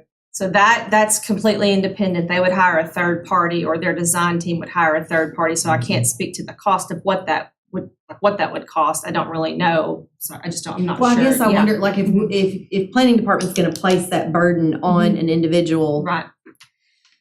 I would say in my time here, in my almost 9 years here, I've only ever been a part of 2 applications or 2 potential applications where a traffic study was required. So I don't think it's a typical ask. And I think what happens is we will sit down. There are certain types of applications where we immediately involve other departments. So like Sheila was talking about a PUD or maybe an annexation or a subdivision. Those, before they ever come to you, they're already going to Conway Corporation and Fire Department and engineering and so forth for concerns. And do we want to annex this? Can we provide the services that we're required to provide them and so forth? So like the old I'm just using an example, like the old airport. If you were going to get a apartment complex that's already there, did they have to do a study on how that would impact? I guess I'm just confused on when that is required and when it is not. So if it's not a case type that immediately requires us, or where we typically immediately involve other departments, as soon as planning staff starts looking at that application, and if we have one moment of pause for like, there's not enough stacking for this drive-through, where we have concerns about that, we know we're not that subject matter expert. We immediately reach out to engineering and say, what are your thoughts? Take a look at this application and let us know. Do you think we should proceed? Do you think we should get a traffic study? And we involve them at that point, and then we communicate back to the applicant. in those large areas of town where you're typically talking about, another thing that we look at is what's part of the master street plan. If we know that there's going to be a major arterial or a major collector that's already going through there, then we can use those master street plan, use the master street and trails plan to kind of get an assessment of what type of infrastructure is planned to be there. And then we look at it from, okay, will this developer be responsible for building a portion of that? Will this developer be able to make some of these connections to get some of this plan in action? But that goes through street, and I'm also thinking out at the Target area, you know how congested the highway is right there and all of that. So I think the development came in over there on that property, 6th Street, that road wouldn't have the highway traffic necessarily that did, but then does planning anticipate all of that along with? We have a tool that we use, it's through the Institute of Transportation Engineers. Okay. And basically it gives us a rough idea of if you're Traffic putting a count. retail business in this Of is this the tra- size. yeah. That's how we get our traffic count numbers. Now, if we do that and transportation sees that and thinks we might have a problem here, then they can ask for the traffic Gotcha. study just to try to make sure we're not causing a bigger problem than we think we are. Moving on, one thing that we always look at when we review plans is the comprehensive plan that we have, which is basically how we see growth moving forward in the future. And we try to look at how what they're proposing goes with what the comprehensive plan has listed. So if they're trying to put a residential subdivision in a commercial zone, that's going to be an issue with the comprehensive plan because we see that corridor or whatever growing commercially.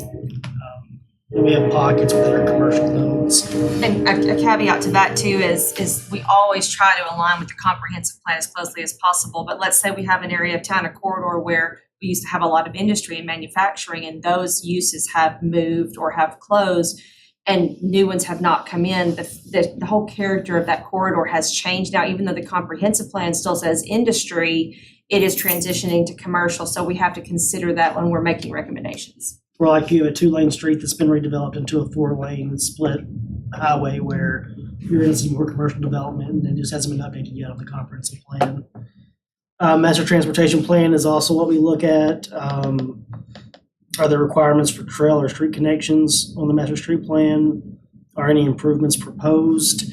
If the developer makes improvements, tell me if I'm wrong, of a certain caliber, they get impact fee credits toward future Collector or above street collector or construction. above. So if they improve a street to make the street wider, better, more useful, then they do get credits in the future for other projects they may have. I would say if they improve it to a level not called for by the master street. Right. Does that make sense? Yeah.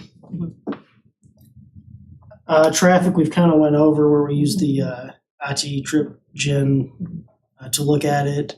And if a traffic study is needed, in some places, there's automatic things that kick in a traffic study. I think here we look more from planning and we go transportation and kind of decide, is this going to cause a possible problem? And if so, then we might require. And for us, I think it's always been, at what point does any potential traffic impact from the proposed use impact the level of service on the adjacent street, whether that's maybe a multifamily development or a restaurant? That's really the big ones where you see those question marks come up. On all that vein, one of the things I've heard intermittently since I've been here is Planning Commission is not supposed to really consider traffic counts. You're just looking at is this a proper land use for the thing? But it's in all. But it's in all of our reports, and it makes a difference in some cases, especially if you know there's no planned changes Sure. for those things that Thinking are about trying to go future. in. And you're thinking about future, and okay, this is really gonna change the landscape of this entire neighborhood. And I would say It that matters. we're including that information because every piece of information we give you in the report formed the basis for the recommendation we're giving you. So if at the end of that report, we recommend approval, that framed part of that consideration. If we recommend denial, that framed part of that. But we want to give you that information because it formed the basis for our recommendation. So can you make recommendations that require, I mean, I guess I don't understand how that, if a big new shopping center is going in right there and it's gonna require new street improvements, is that burden on the city and the developer then? You don't impose fees on yourself as the city, do you? I mean, like improvements. So all of those end up being kind of tackled in additional processes and development processes and so forth. So really, a lot of times what you're looking at is the land outside the city. If we're going to annex it, why are we annexing it, and what does that mean, and what is that going to lead to? Or if we're going to rezone this property to C3, what is that going to lead to? But they're going to be handled in additional processes that require all kinds of oversight from utilities and engineering moving forward. And I think there's a misconception, you had talked about that you can't consider the development. I think that's a little bit of a misconception, not to consider the specific development. One of the things you can consider is all of the possibilities in a zoning. For example, you have a rezoning, Right. there's allowed uses. We don't want you to see someone to come forward and ask for a really high density zoning and bring you some plan that shows low density and then go back and build the high density. That's why we say don't look at the proposed development, because any of the allowed uses can be in that rezone. So what we're looking at with some of the traffic counts, if you receive any of that type of information to a rezone, it may be based off of their specific stuff, but they may also be able to have a different use that might be a lot different. We do try to qualify, like if rezoned to this and developed to the maximum allowance, it could yield X amount of traffic. Or let's say they want to rezone to C3 and they say they want to open an office. We'll say, well, based on that assumption, here's what it would yield. However, if it was developed at its highest intensity use, a drive-through restaurant, here's what it could yield. So you can, what's the least and what's the most impact this potential decision could Yeah, have. we try to put those in the report so that when somebody comes in and says, I want to open up an office that's going to have 5 customers a day, that they don't turn around and get a C3 rezone and then put in the Burger King. Right. Well, and one of the things the first one that come to mind was there was a church that wanted to buy property behind the Walmart market, but they couldn't get access through that lane. They were going to have to use this neighborhood, very narrow streets. And so that was a kind of a split on the commission, because for all intensive purposes, that's a fantastic place, right, for a church to go. But it was going to create a major burden on that neighborhood that would change that whole neighborhood's way of life at certain times. And so you're weighing these things of fairness and rightness and proper land use and all of this. And so traffic counts matter, how it affects fire and rescue matters. But the argument in one of those is we're just here to decide if this is good land use and let the powers that be fix the rest of it. And a lot of times you'll see also, I think specifically in that case, maybe it was accompanied by a conditional use permit where we can potentially mitigate any negative impacts that are going to result from that use, where we can talk about screening and buffering and hours of operation to try to protect the neighborhood that surrounds it, but still allow that property to be developed. And now that property is still sitting there vacant. I'm not saying that was anyone's fault. It's just unfortunate, So, yeah. I've heard, like you, comments about all wastewater, what am I, roads. So I just take it all in. That's probably smart. Go ahead. Site visits, for each thing that comes before you, we go to the site. Beth takes photos. I hop out and she hops, I drive, she hops out. So we go out there, we want to check the current conditions, see what's in the surrounding area so that we have a better idea, because sometimes it's better to put eyes on it. And I do also try to visit, if it's an area where there's a peak traffic pattern, we do try to go at those times to try to see what the worst possible scenarios are and so forth. And as we've talked about a lot, we coordinate our reviews with all the other departments, fire department, engineering, Conway Corp, just whatever's applicable. So typically we have a pre-meeting where both parties get together before the project really gets going, just to kind of get a direction, and then throughout the process, we're all involved with it. So those are just kind of some general things that every application goes through. There's some additional considerations that apply to more specific cases like a planned unit development or a variance or a conditional use. We're looking at all of those things, but then we're also going to look at like if you're rezoning a property that is a legacy property that say it's R2 and it's surrounded by C3, well, odds are rezoning it to C3 is going to bring it into conformance with the area and allow for appropriate development within the context. But if we're looking at rezoning something on a corner in a residential area to office and then allow a conditional use permit for a restaurant, that could have other potential impacts that the other one would not. So we have to look at the potential impacts and come up with lists of conditions. We have some that are standard and some that are very specific to each potential use to help protect those neighborhood property owners while allowing proper use of that property. Yeah. Sorry, question No, on yeah. PUD. So I like the way it was explained earlier. So the one last month, Mr. Shaw's, could have been R1, went with the PUD because there were he wanted some things that didn't fit in R1. Does the PUD end with that applicant and it goes back to R1 if? No, that's a zoning change. Okay. So when you approve it, now what I will say is, let's say he executes that PUD, you recommend it for approval, council approves it, the zoning is changed by ordinance.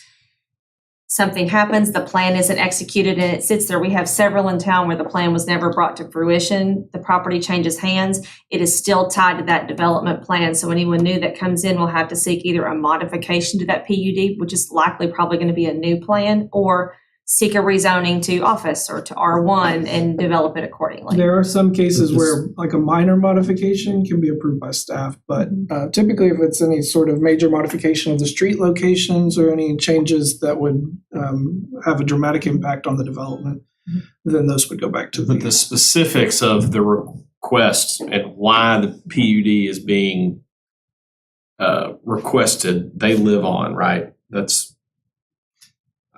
I'm not So- asking I'm sorry, I don't this question. I think I understand your Not question. asking it right, but So I think that whenever you have a PUD request, one of the things, anything you put in that replaces what would have Yes. been in the Oh, you normal mean like zoning the requirement. regulating plan? yes. Oh, gotcha, okay. And I think that as long as it's in that plan, you have to follow it. So let's say it's zoned R1 and you want a small portion of it, you redo a PUD, you say all of the portions would meet R1 requirements except for this corner would allow for a C3, and that's just throwing That's that why out you'll there. see in those regulating plans, and like, unless otherwise specified in this plan, lots will have to Right. conform to X.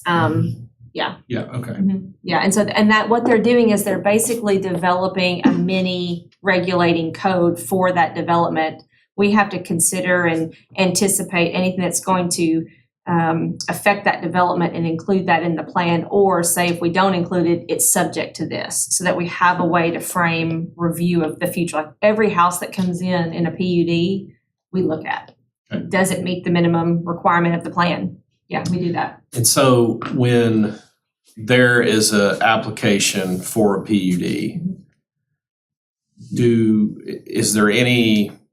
does staff have any say-so on the front end of, now I know you provide the recommendation to us on, approve or deny, but is that something, because, as it was described and as I think about it, it's a lot of back and forth. Do y'all have to agree that that's even an option?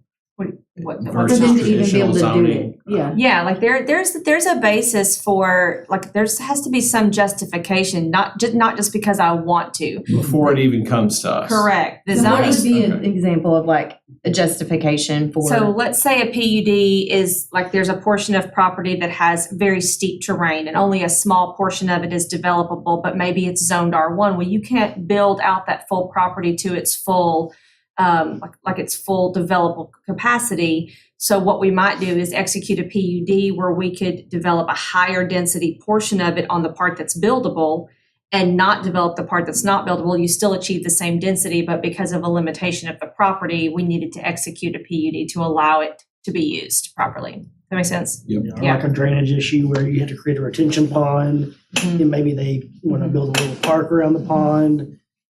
So it would limit the amount of land they have available. You may for- also see them executed for mixed-use developments where they would create a regulating plan to incorporate, like the area over by Jimmy John's and McDonald's and that area. There's some living areas, there's some residential, there's some dining, and it's in an effort to do that, for sure.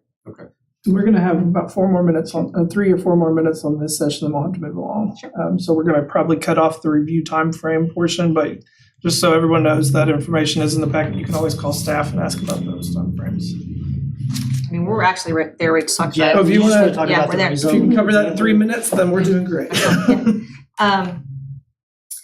the rezone, that last one. Yeah, I was talking Yeah. about the Bell Valley. one. Yeah, I mean, I think that was a really good example, and I think when Chris brought this up to talk about this, what we wanted to stress to you is whether you see it or not, we are constantly going back and forth with these applicants through the entire timeframe. That's why the submission to publication of the report timeframe is so long, is we're reviewing it, we're giving them feedback, they're making changes, we're giving feedback and so forth, and then you're finally seeing kind of a refined product, which gets them closer to hopefully getting the approval they're seeking, instead of them just turning in something and then saying, well, here you go. Like our goal is always to get to resolution and to get to the development and get them where they want to go. Kind of like I mentioned earlier, sometimes it's just always going to be a no. There's just not a path forward, but oftentimes we get to the yes because we've worked back and forth, and the perfect example was the Bell Valley. Mm-hmm.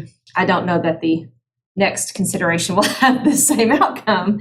But anyways, also, when we try to do that, we always want to try to reduce the chances of something being tabled or postponed. And kind of talking to time frame, what you had mentioned earlier, we meet with people and give them extensive information about what's required, how much it's going to cost, when it's due, where it has to go from there. Sometimes people show up here at 4:29 on the Friday of the deadline date, and there's like nothing we can do about it because they have now missed like a legal notification requirement. So sometimes it's outside of our control and their project is delayed. But please rest assured, staff is always working as fast as we possibly can to move applicants forward. How far in advance does an applicant have staff's recommendation? Same time we get it? Yeah, or- that's what I was gonna ask. Is It how depends would- on the project. Right. Sometimes PUDs, I can give it to them on the spot. If they bring us a PUD that's going to be way outside of the ballpark, then I can just walk into the room and say, staff will not be in support of this project. If it's generally conforming to the requirements, then it's going to be a little bit of a discussion back and forth with staff. If it, typically complies to what's the surrounding area is developing as, if it's generally following what the comprehensive growth plan is showing, then we can have that conversation. And that's really what happened with Bell Valley Phase 5 was it started as a conversation. The applicant wanted well over the what wouldn't have been an acceptable amount. So it started as a conversation with staff, walked in the room, says, I'm sorry, we cannot support this. And then it's like, so the conversation started, what would you support? Well, the only thing I could request an approval on is if it met the code requirements and generally conformed to the comprehensive growth plan. So in this case, we made a compromise. We discussed it with them. We went back and forth. We took it to the 82 units and it's 500 square feet smaller lots than what was originally. So we met in the middle and we said, okay, we're going to change our recommendation to consider. And not every lot was substandard either. There were some that met the That minimum. still were the size. Met the Right. requirement. Yeah. So we worked with them and came really close to what we thought would be Do they acceptable. have again, personally, the only thing I've done is historic, and we had a portal. Do they submit things through a portal? Okay. And all that is a public facing portal. You can log in at any given time and see, because just a hint, whatever the first 3 letters of any application are, or the type of application, REZ for rezone, PUD for PUD, and then the next 4 digits are the month. So if you ever want to know anything that's coming up, just go in and search 0423 and you can see anything that was submitted in the month of April 2023 and kind of get an idea.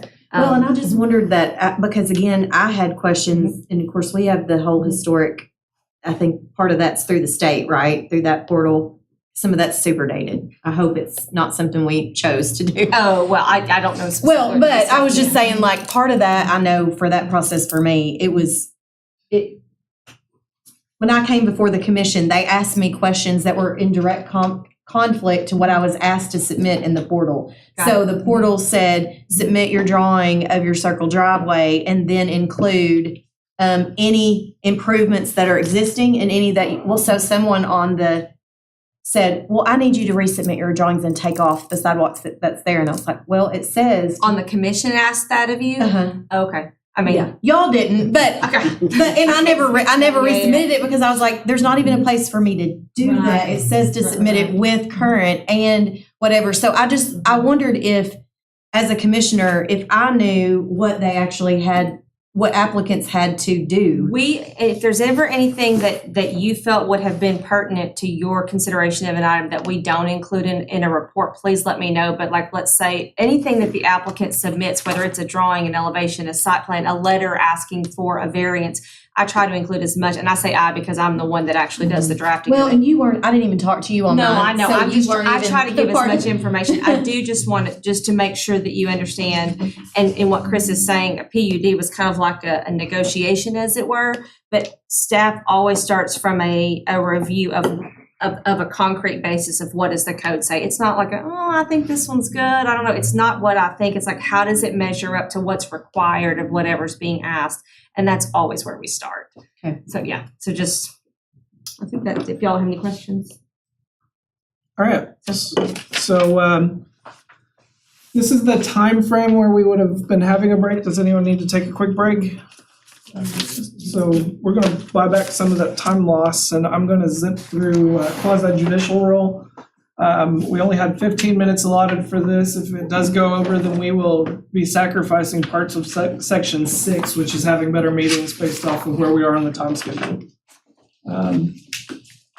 Right now it is 2:45. We're supposed to be starting session 6 now, so I'm going to try to zoom through session 5 and then go immediately into session 6. Session 6, we did a dry run and it didn't take very long to go through, but I think if you are provided with that material, then it's something that you can just as easily look through at a later date. So we're going to go into the quasi-judicial role of the Planning Commission. To start with, let's talk about the difference between legislative versus quasi-judicial land use decisions. Legislative decisions are made by the City Council. They enact codes which staff, the Planning Commission, and owners and developer must follow. Quasi-judicial decisions are actions that occur based off of those codes. The Planning Commission, in its quasi-judicial capacity, determines if the codes adopted by council are being appropriately followed. So the distinction between legislative and quasi-judicial decision-making in zoning practice is an important one. In quasi-judicial proceedings, the decision-making body must follow stricter procedural requirements. The term quasi-judicial literally means court-like, implying that proceedings must be similar to those followed in court proceedings. If the requirements are not followed, a court could invalidate the decision if it is challenged. In the case of the Planning Commission, typically you would get appealed to the City Council, and that's where that type of invalidation would occur. Quasi-judicial decisions are decisions that have direct effects on the rights of the individual person, applies existing law rather than making new law, and appeals, requires a finding from all of the evidence presented, the required standards have been met. Here are some quasi-judicial actions by the Planning Commission. When the commission determines if a rezoning is appropriate, they are making a decision based off of the future land use map or the comprehensive growth map and other provisions of the city's code, which was approved legislatively by the City Council. When the commission approves a conditional use permit, it is because the City Council authorized zoning, which allows the CUP to be considered for that zoning with for the requested use. When the commission determines that a code was interpreted correctly or would not be applicable in a specific instance, they can typically grant a variance or a waiver from the requirement. However, they make these considerations based off of provisions of the code which was approved by City Council. So what is the role of the commission? This is directly out of the state law. The general purpose of the Planning Commission is to prepare or have prepared a plan of the municipality, receive and make recommendations on public and private proposals for development, prepare and administer planning regulations, prepare and transmit to the legislative body recommended ordinance implementing plans, and advise and counsel the city government and other public bodies. The biggest word there is advise. Plan preparation. We're going to step down and do each of these one at a time. Plan Can you scroll back to preparation. that? I can. Because I can't read my, this. You also have a copy of this I presentation? know, on the, yes. No, literally, I wish my eyes could read that, No but problem. I can't. Got it. The general purpose of the planning commission, already gone through that. Plan preparation. Preparation of plans includes working with staff to prepare the comprehensive growth plan, the master street and trail plan, or also known as the master transportation plan, and other similar plans. The role is through the planning commission's advisory capacity and must be adopted by the legislative body, being the city council. Make recommendations. When a new development is proposed, typically approval is based on whether the development meets the requirements of the development code. However, in some instances, recommendations for development from public and private entities may be received by the commission. I think most of the time when you're seeing development specific, it's subdivision. This role is typically through the planning commission's advisory capacity. In some cases, a planning commission may deny a proposal if granted that authority by the council. In most cases where a planning commission is given this authority, an appeal route is provided. Here, if you deny a subdivision and it gets appealed, it goes straight to the city council. Administer planning regulations. This authority is the true quasi-judicial role for the planning commission. The question should never be whether a commissioner does or does not agree with a development, rezoning, or other considerations. The question should always be whether the request meets the intent of the city of Conway's code requirements. However, you have the ability to recommend ordinances. If the planning commission does have personal opinions regarding the codes within their wheelhouse, the commission as a whole, not an individual commissioner, may make a request to the legislative body to change the code. Quasi-judicial administration should be based on the codes, but through an advisory capacity. The commission can vote to recommendation to changes of the zoning and development codes. You typically receive those from staff because we will bring those to you for consideration, then you'll forward those to the city council. But if you see something, you can always say something. We can try and work it out and get something on the agenda. Okay. Advise the city council. The planning commission in regards to legislative actions is an advisory committee to the city council. While they have quasi-judicial roles in determining if requests meet the approved codes, the commission also has an obligation to review codes and plans and advise the city council on the best route forward for Conway. While a commissioner may disagree with the code, they should always align their decisions with the code as approved by city council, and if they disagree, they may recommend changes to the code. So is this an example of a legislative action or a quasi-judicial action, and why? The Planning Commission votes to recommend approval of Ordinance 23-05 to the City Council to rezone Lot 123 of Jane Doe subdivision. I went all out for this. After considering the future land use map. This is a quasi-judicial activity. The primary legislative action that is being considered was the adoption of the future land use map. While the commission may have had other considerations, such as site-specific context and allowed uses in the rezone, they operate in a quasi-judicial capacity in determining if it's an appropriate rezone. The next action would be for the city council to take a legislative action because this is an ordinance.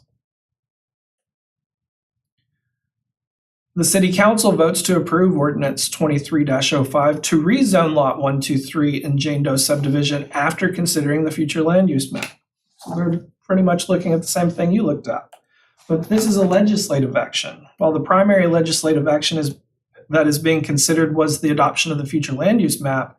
And the commission may have had other considerations, those are suggestions to the city council, such as site-specific contexts and allowed uses in the rezone.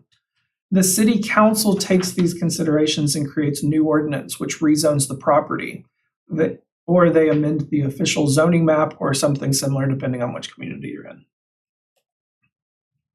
Next example, the Planning Commission of the city approves a conditional use permit and conditions of approval. Is this a legislative action or a quasi-judicial action, and why?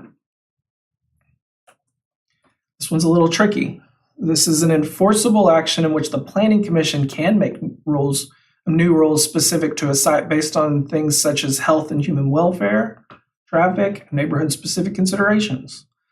However, the legislative action is granting the Planning Commission authority to take these actions, but the role here is still quasi-judicial because they are judging what would be appropriate at this location based on the code considerations and authority that was granted to them by the legislative branch. So, to follow up on that, the city council overturns that conditional use permit and conditions of approval that was approved by the Planning Commission. This is a legislative action. The city council is the legislative branch of your local government and may overturn decisions from other branches by the appropriate majority vote, usually a 2/3 vote. I don't think it's a 2/3 vote, just to note, I don't think it's a 2/3 vote for conditional use permits. I think it's a simple majority of the city council. Last example, a planning commissioner brings forward a recommendation to the planning commission. A single planning commissioner brings forward a recommendation to the full planning commission to change the zoning code because the current zoning code requires a conditional use permit for all quadplexes. And a recent housing study shows that there's a need for more housing in the city. This aligns with the comprehensive plan, which states that more affordable and attainable housing options should be considered.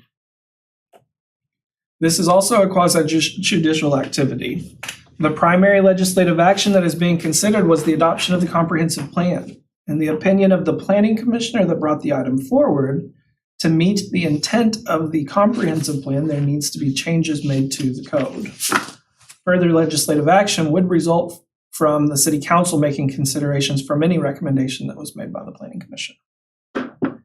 Any discussion on this session? Yeah, I've got a question. So the slide 5, the role of the commission. So I had conversations with previous planning director about the expectations of the planning commission when it comes to these things. Mm-hmm. And I think while I hear you say that, we have the ability to make suggestions, to bring things to you or the council, what is your expectation of our role and things like that? So typically prepare or have prepared a plan. Mm-hmm. Yeah, Oak Street Ahead came in front of us. We reviewed it. We approved it. Great plan. Mm-hmm. Is your expectation that the planning commission should be more involved in those conversations ahead of time in making changes, or is the kind of more wait what comes to us what you see as an appropriate expectation of us? So I'll tell you the answer to that, and then I'll follow up. So the first answer is that you guys can be involved as much as you possibly want to be.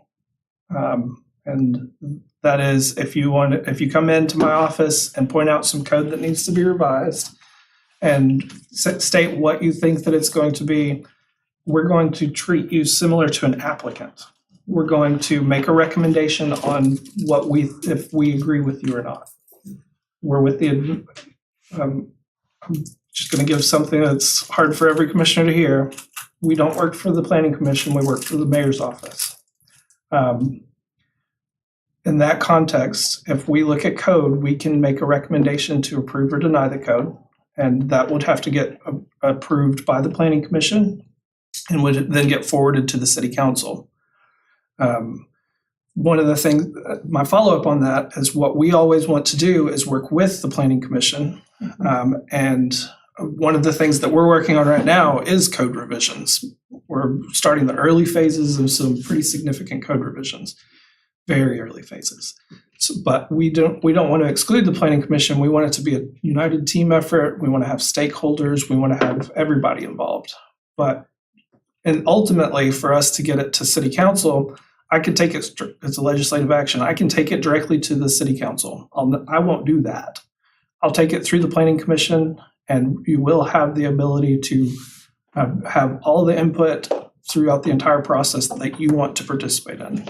Yeah, no, and that's great. I guess I ask that just to say, like, I would encourage, if your expectations of us as commissioners aren't being met, that you voice them to us. No, I mean, And it's ultimately, I've had a lot of conversations about, should that come from other commissioners? Should that come from staff?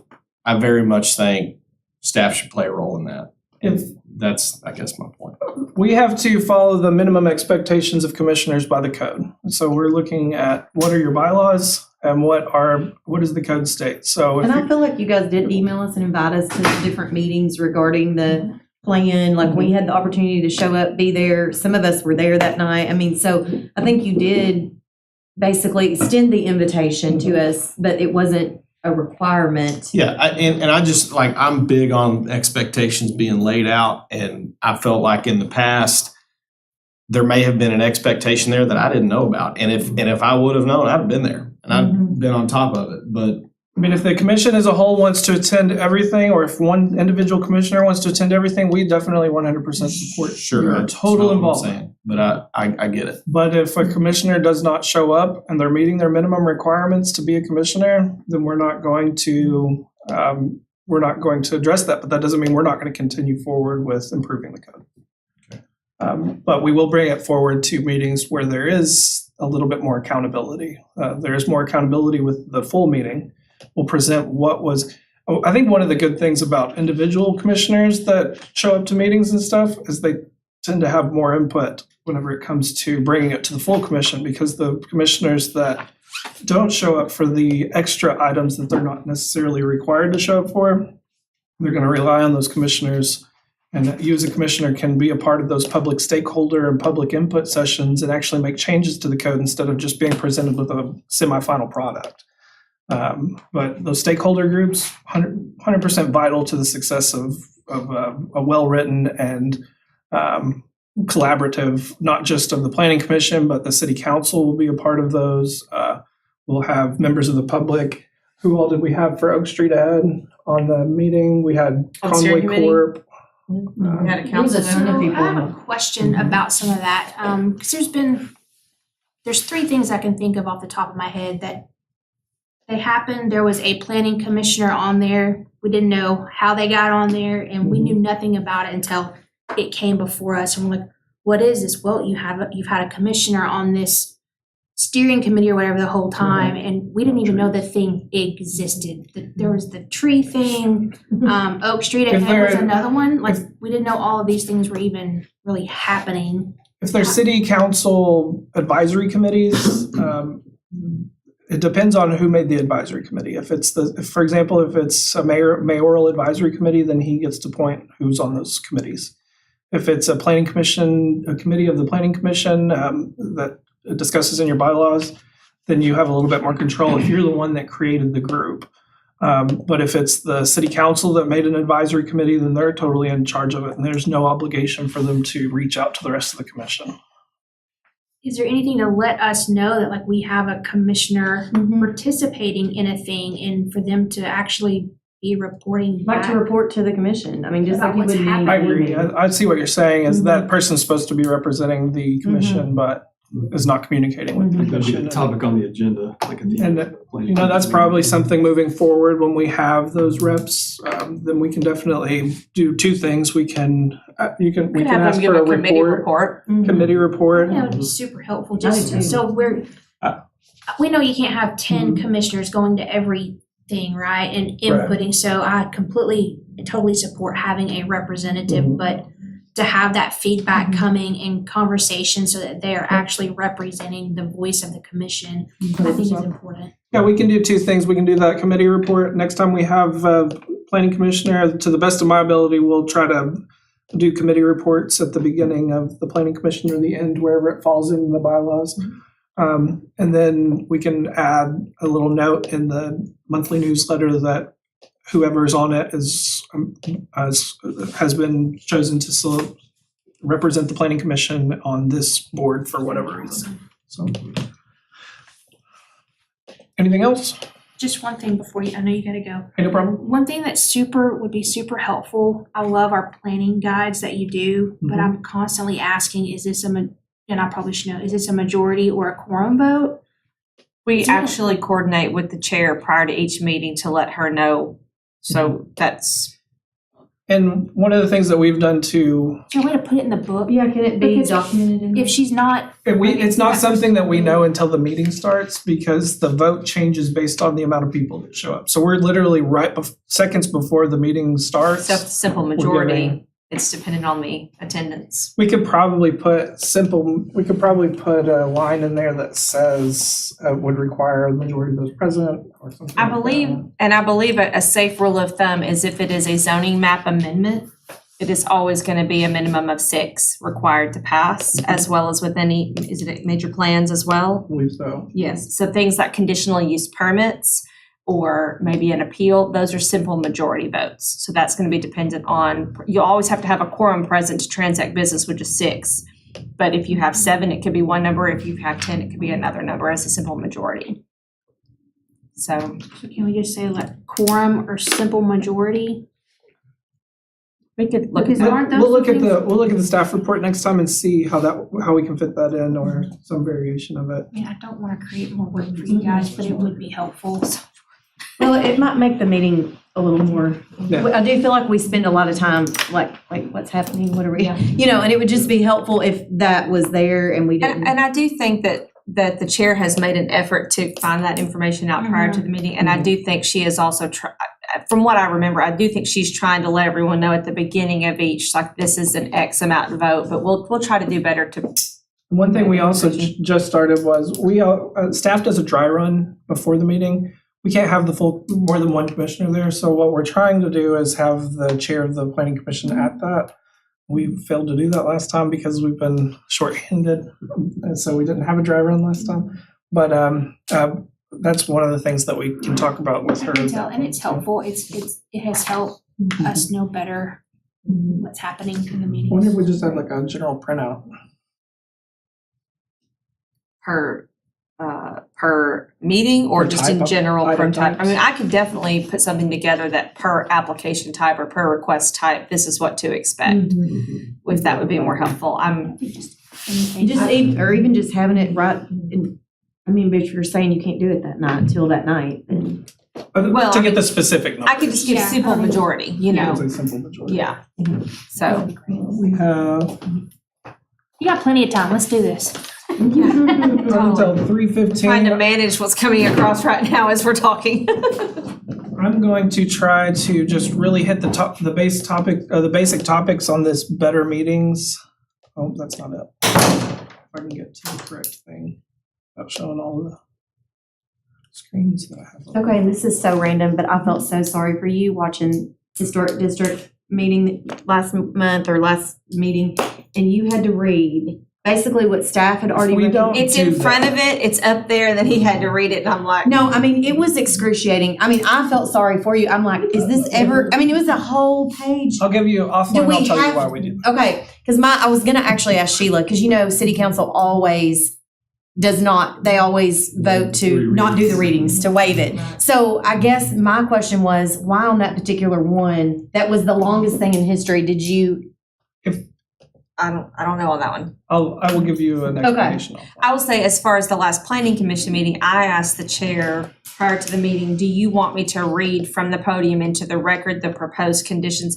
And the only reason I asked that was because I know you have them in front of you and you're seeing them live in the room, but I never know which shot IT is taking for the live feed. So while you may be deciding on an item with 10 proposed staff conditions, I don't know if the audience that is viewing online sees those, because what you're seeing in the room is not necessarily what's going out live. because you're No, I seeing the agree. Sometimes presentation. we can't even see the person talking. and So, we're- so that's why, and if you think that's helpful, it can be excruciating when there's a lot of conditions, but if it's helpful for the public record, because I don't know if you ever watched from home, if someone's speaking at that podium, it's clear as a bell. 2 seats away, you can't hear anything. So if it's helpful, we can continue to read those in. No, I was saying. Lori's like, no. I was saying it was not that, Yeah, I okay. felt sorry for him that you Yeah. had to continue to sit there and read There's a something. reason why we do that. Well, and that's why I was saying if we're required, but I haven't noticed that, not consistent that We we've haven't done been it every consistent, time. you're right. So either, I think we either do it or we don't do it, or is there a live person that you can say, pull that up on the screen? Who's doing that are they? An IT representative is he's literally in the back room switching, but I just don't know what he's taking live at the time. He typically does take I can get what everybody you're to pull up looking their at. pink. Yeah. So we can definitely talk about that. If you pull out your pink index card, this is our, did I miss an index card? No, that was, Wait, I thought the orange. the Oh, pink one is for session. Challenging in public meetings. So on this, just while we're going through this, think of something that you find challenging during a public meeting. It could be other commissioners, this is where you can just be truthful and honest, because we're going to do, it's gonna be anonymous. There's only 4 of you, so it's only partially anonymous, but what do you find the most challenging? And after I go through this, then I'll have Ryan go around and collect those. If you don't mind, sir. Stretch. So this resource on Planners Web, the link is in your packet, and I also printed off a copy and it's on your thumb drive. They received 950 comments from 379 individuals in response to the question as to how to hold effective public meetings. I wanted to share some of those with you. Being prepared. The importance of what happens before the meeting was clearly on the respondent's mind in responding to the question about what's necessary in order to hold an effective public meeting or hearing. A total of 136 individuals, or 36% of those who replied to the question, comment on the importance of commissioners being prepared for the meeting. Guess what? Number one, I feel like I'm not fully prepared, and I feel like that's better now. And I do feel like from the first one to this one. Totally agree. I'm writing it down too. I feel like even after doing all the due diligence that I know how to do with a site visit, reviewing the packet, calling y'all before the meeting, and try to do that every time, I still show up and feel unprepared. And I don't know the answer. Right, and I do feel like, I'm not getting paid for this. I'm scheduling my vacations for the whole year, make sure I'm here on that Monday. I have driven out to properties. I'm doing all of the things I And know if you're to doing do. everything you can, you're reading that packet, going above and beyond visiting the site. A lot of commissioners that I've worked with over the years never visited a single site.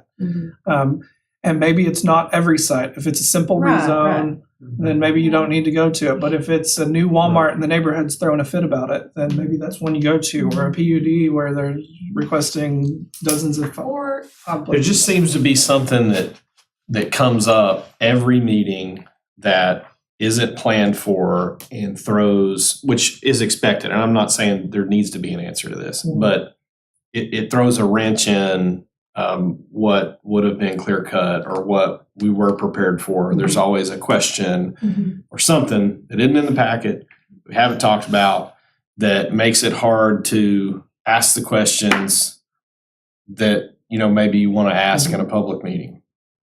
And sometimes a lot of projects are on a time crunch. They want an answer no matter what that answer is.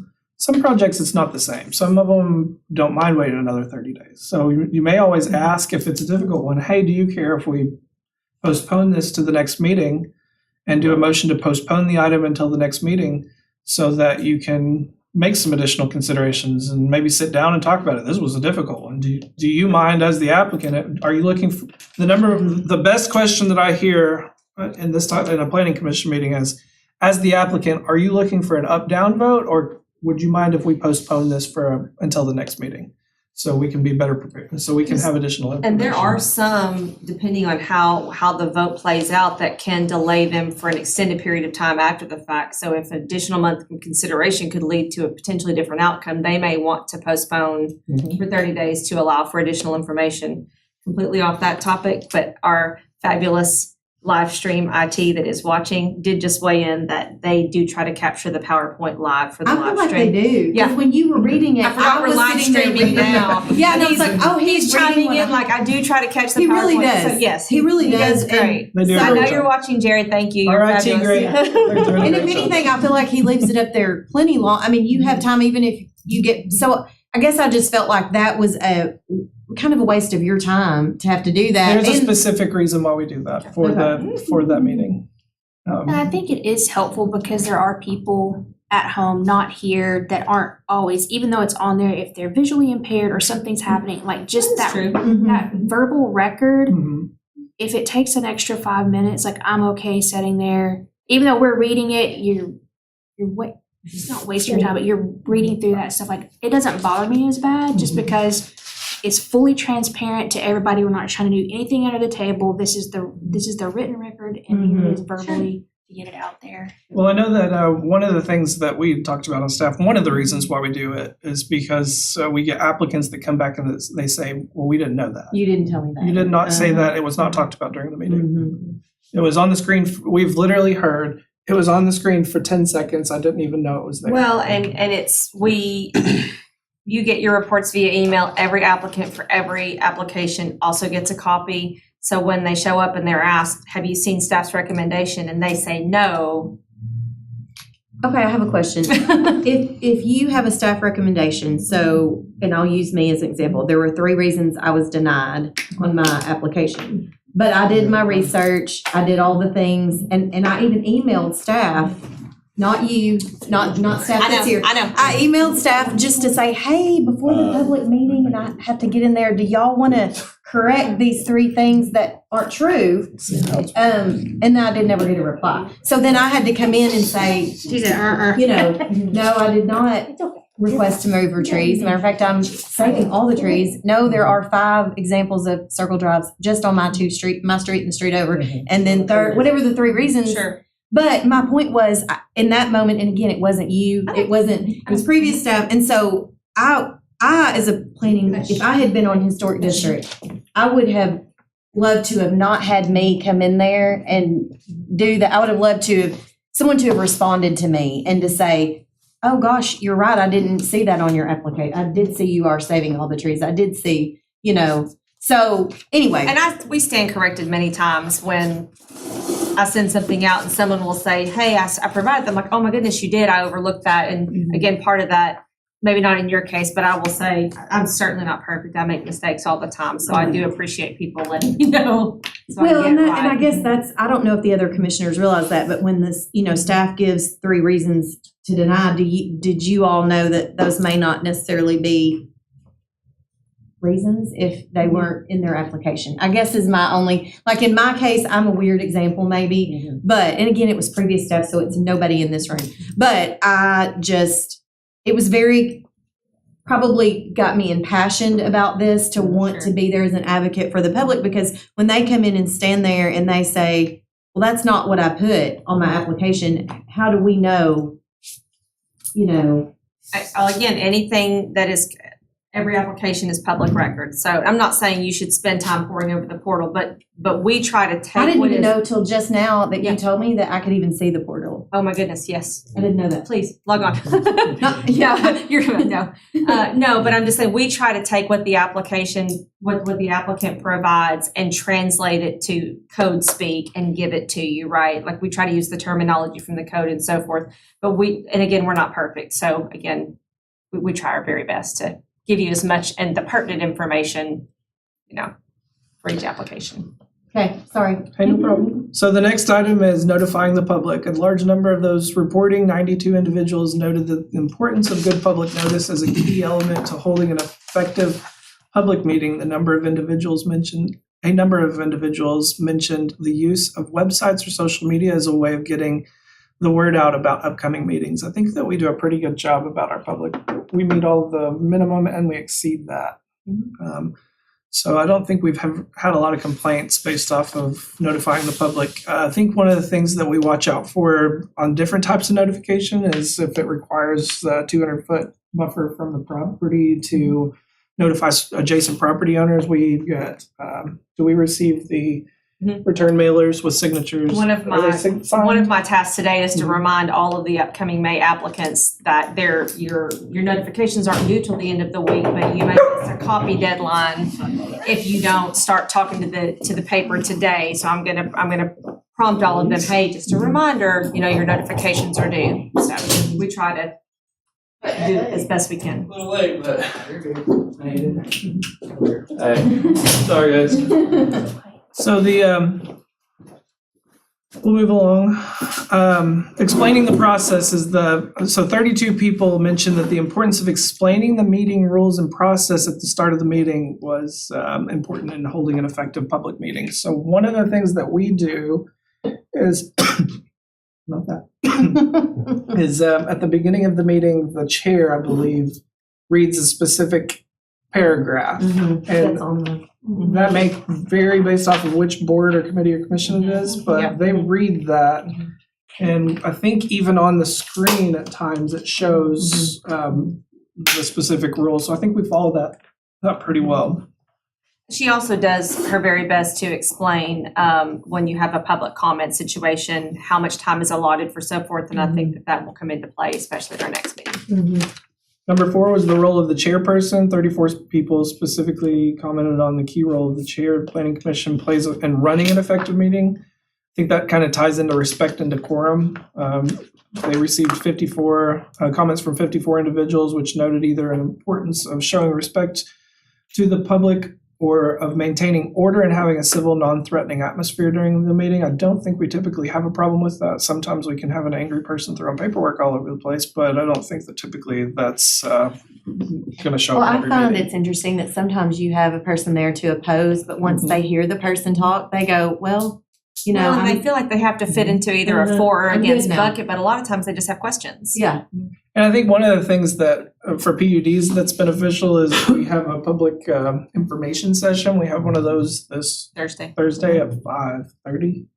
After in For this a room. PUD, Well, in and council chambers. They have an opportunity to come into that and work with the applicant. So that's not something that happens at every city. Is that for this upcoming? That's, I believe so, yeah. This Thursday at 5:30, it will now be held in council chambers, will be the public information meeting for the PUD that you'll consider on the May 15th agenda. Mhm. And that is the time for the applicant to present the proposal and hear feedback from the public and answer questions.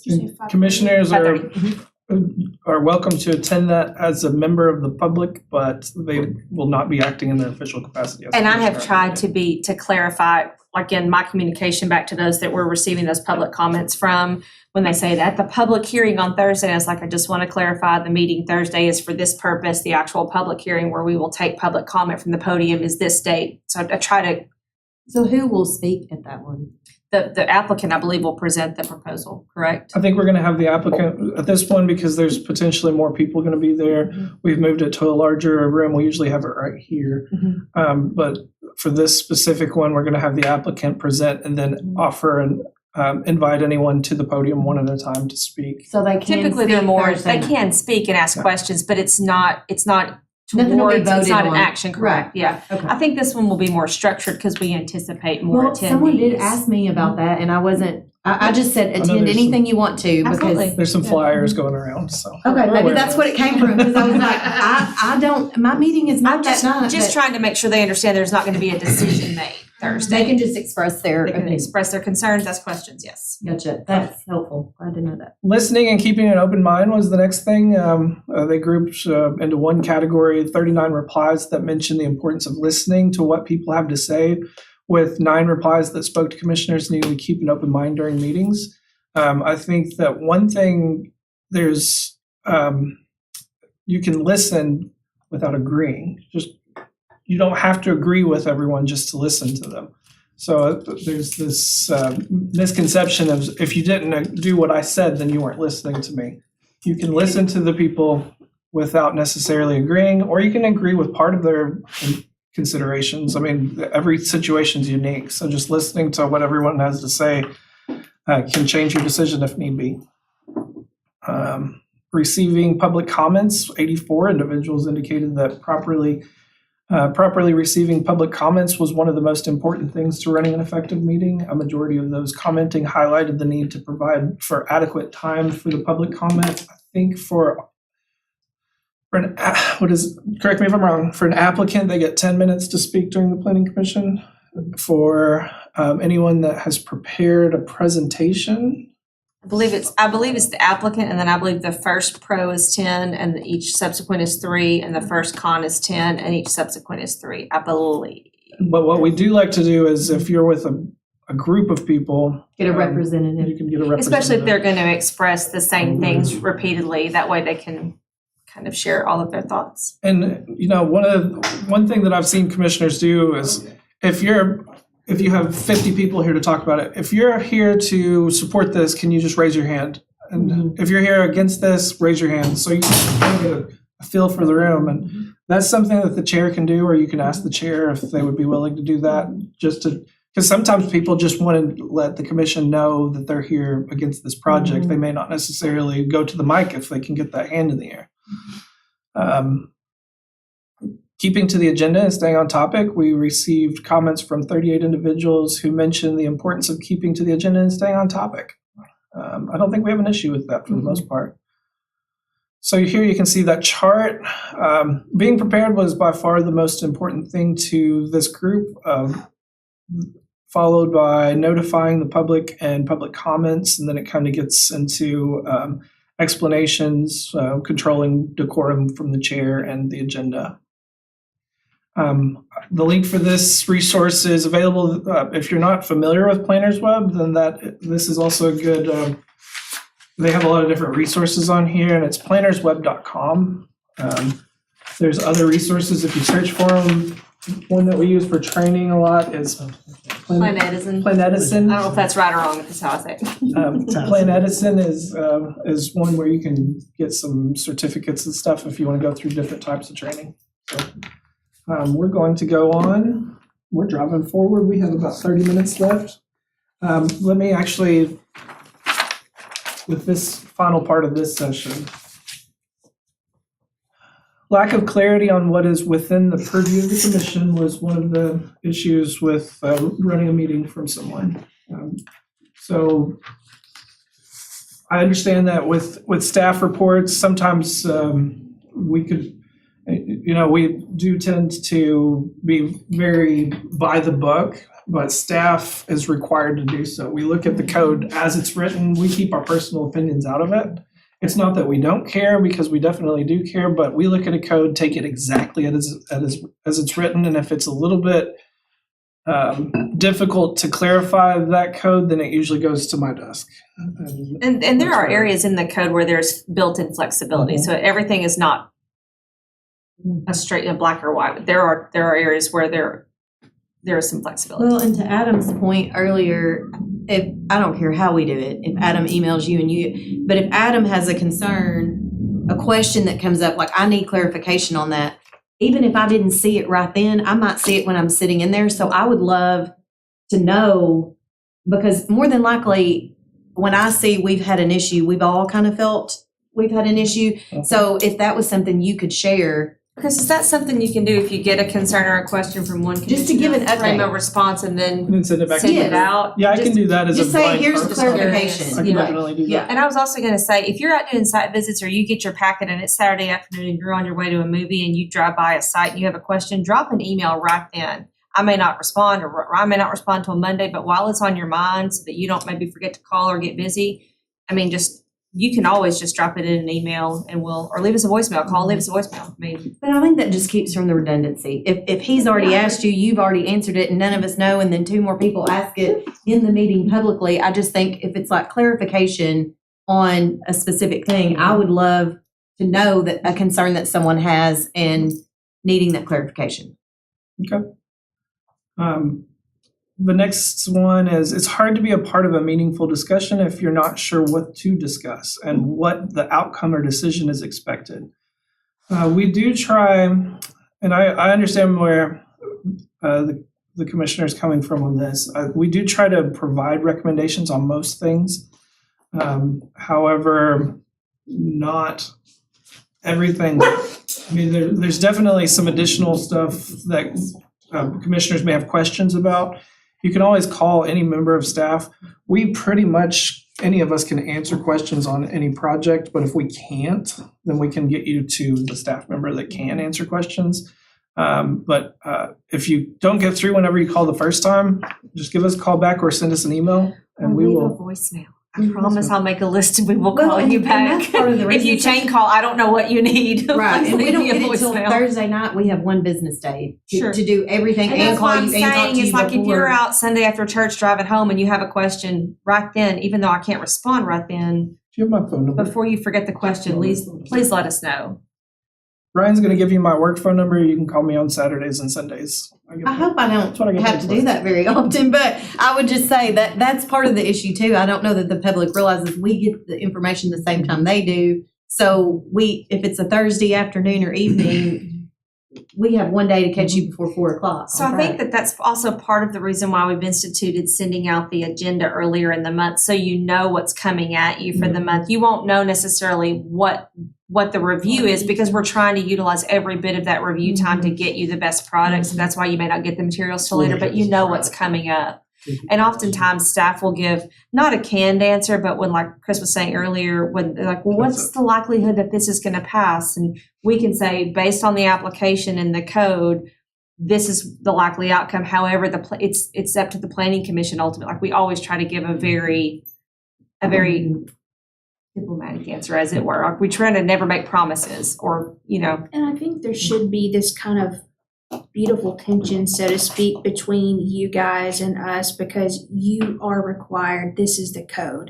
it's, And we you- have it's the probably very position- technical. Right, we have the position of this is the code, but is it fair and just to the people that are making these requests, right? And so we have the position of wrestling with that. And so, I mean, I know we don't like tension, but sometimes it's needed to come out with that best possible outcome for our community members. So the next one is one that, okay, so I'm just gonna say these. Commissioners that are texting sometimes each other during meetings and sometimes texting city council members to get advice during meetings. And commissioners talking down to or stifling discussion. So that's a true issue. I'm not going to point anybody out, but just in my experience over the years, I have seen city council members that love to text the planning commissioners, and the planning commissioners love to text the city council members or the other commissioners to have a sidebar discussion. And while one thing to remember is we had the discussion about FOIA today. Those are FOIA-able items. And if you are discussing this item right before a vote with another commissioner that's on the top, you are probably guilty of a Class C misdemeanor. On the city council side. So let me follow up there. I Okay. fully appreciate whoever wrote that, and I'm glad that Right. that person did. Mhm. But I'm still not clear, based off what you just said, on where the line is drawn. Now, is it not just that is that can be FOI'd? That is a if you violation. don't- You are talking about an item with Like an another agenda. commissioner. If you are having a discussion with another commissioner about an agenda item without it being recorded and properly presented to the public live I'm or confused on how recorded. they would, city council would be watching it live and communicating? No, not city council. I'm talking about other commissioners. If I'm a commissioner number one and Beth is commissioner number two, and I'm over here saying, how are you going to vote on this?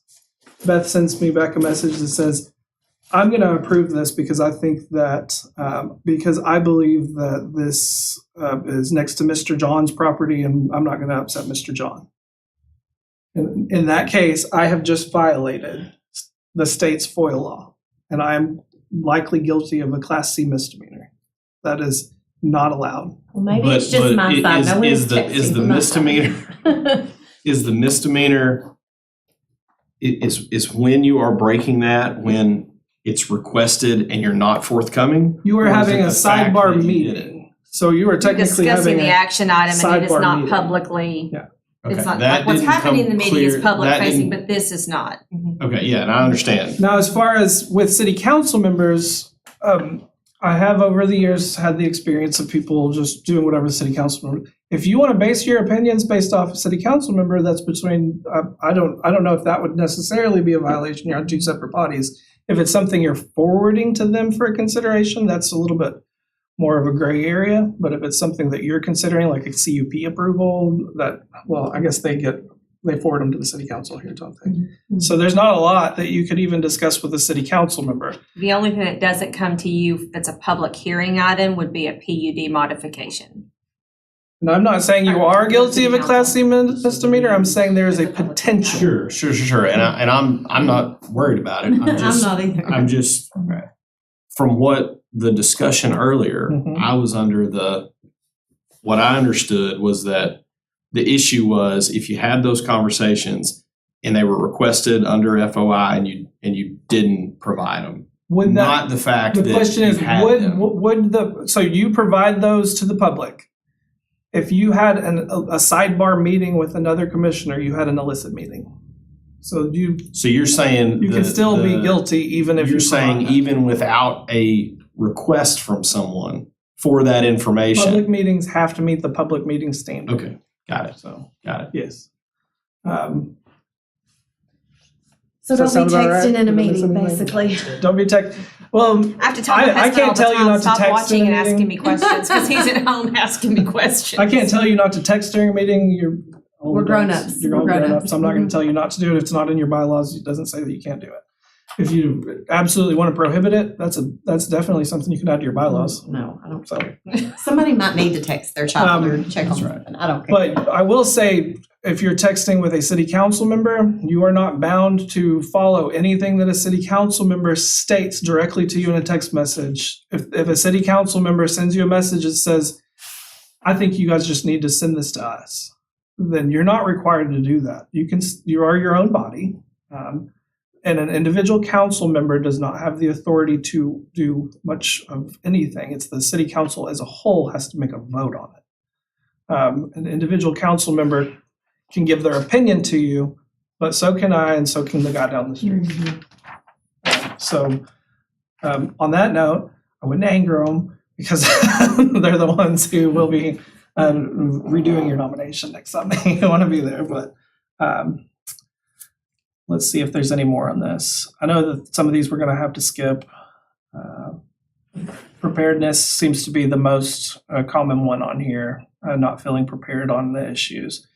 And hopefully we can have more of these training sessions in the future and actually dig into planning items instead of the overview items. Today's whole session, you'll notice we didn't talk a lot about zoning and didn't talk about specific stuff. They're just overview items.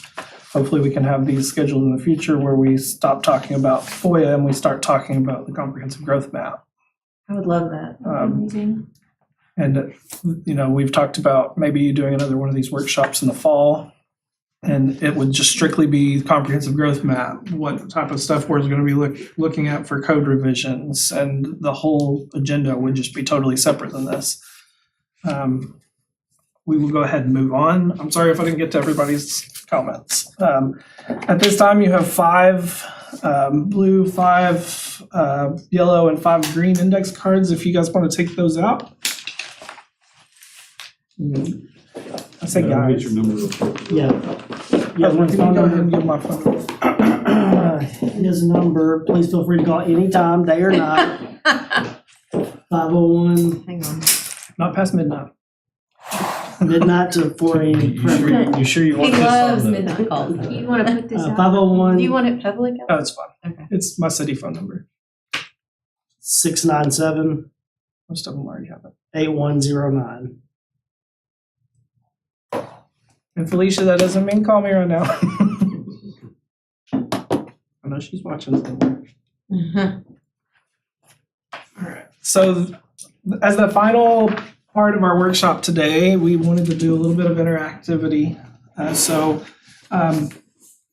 know I said this earlier, I don't know who all was here. So there's 3 different colored cards in here, the yellow, the green, and the blue.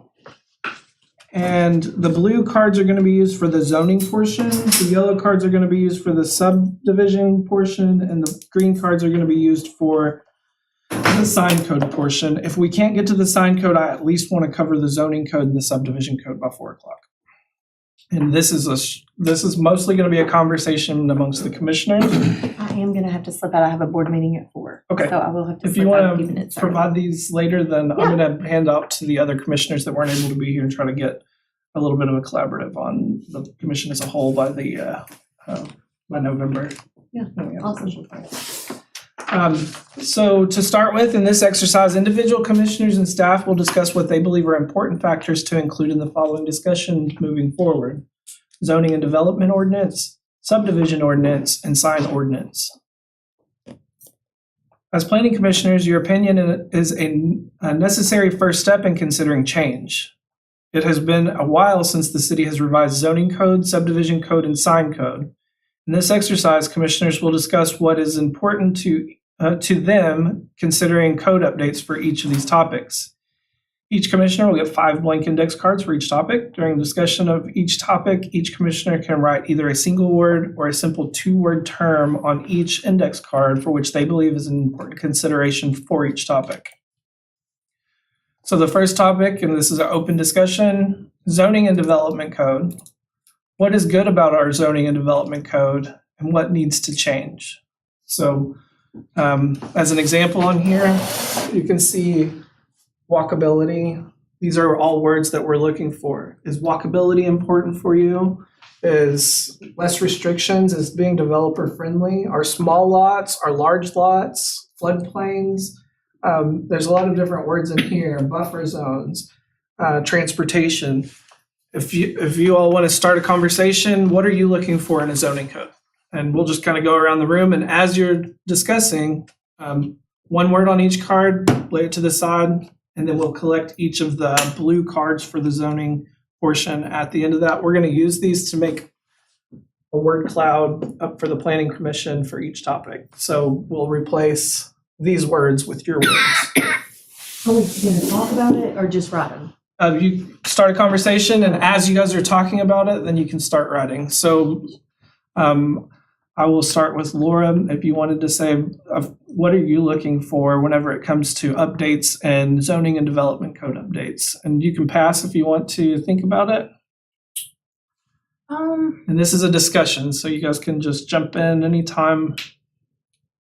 I just think something for me that always comes to mind when I'm looking at these things in meetings or reading through them is it creating hardship on the people that are trying to do business, build a house, that kind of thing? And I know like we have to have rules, right? Like we are a growing city, but are there ways that we can make allotments for people?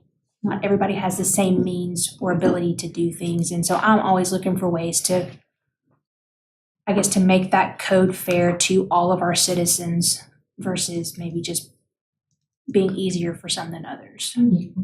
So just some words on that was a fair code, a code that would be consider different members of the community, diversity that comes to mind, just some different considerations, and really just whatever y'all want to put on your code or on your cards is totally up to you. But does anyone have any comments on what Laura said?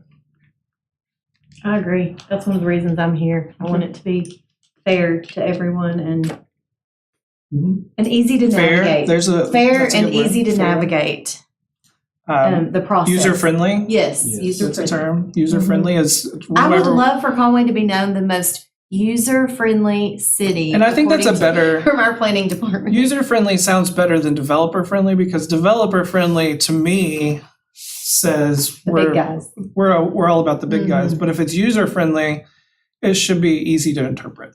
It should be fair, easy to interpret, easy to go through. Mark?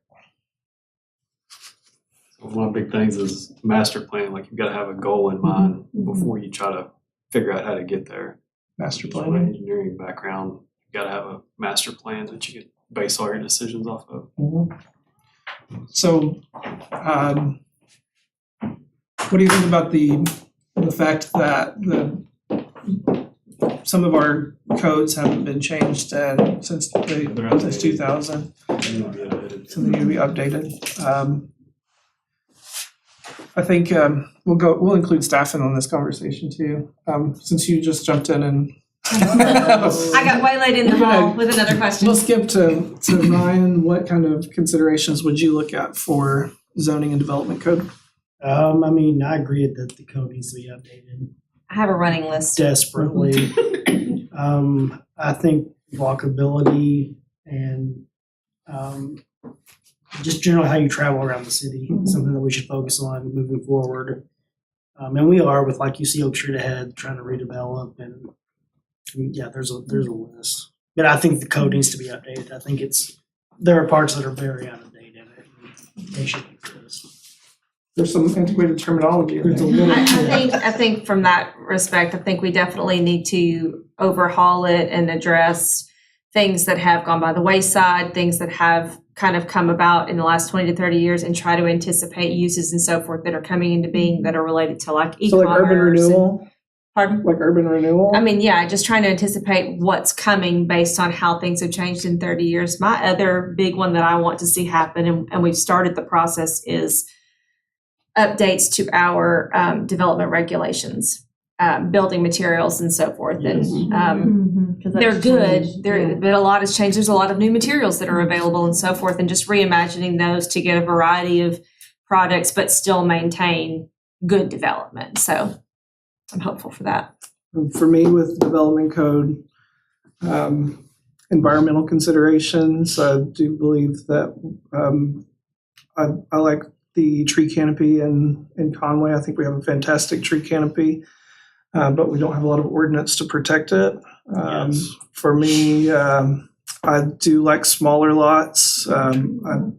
Affordable housing is a good option, is a really important topic to me as an individual, in my opinion. Staff doesn't get to express their opinions very often, so it's a good time.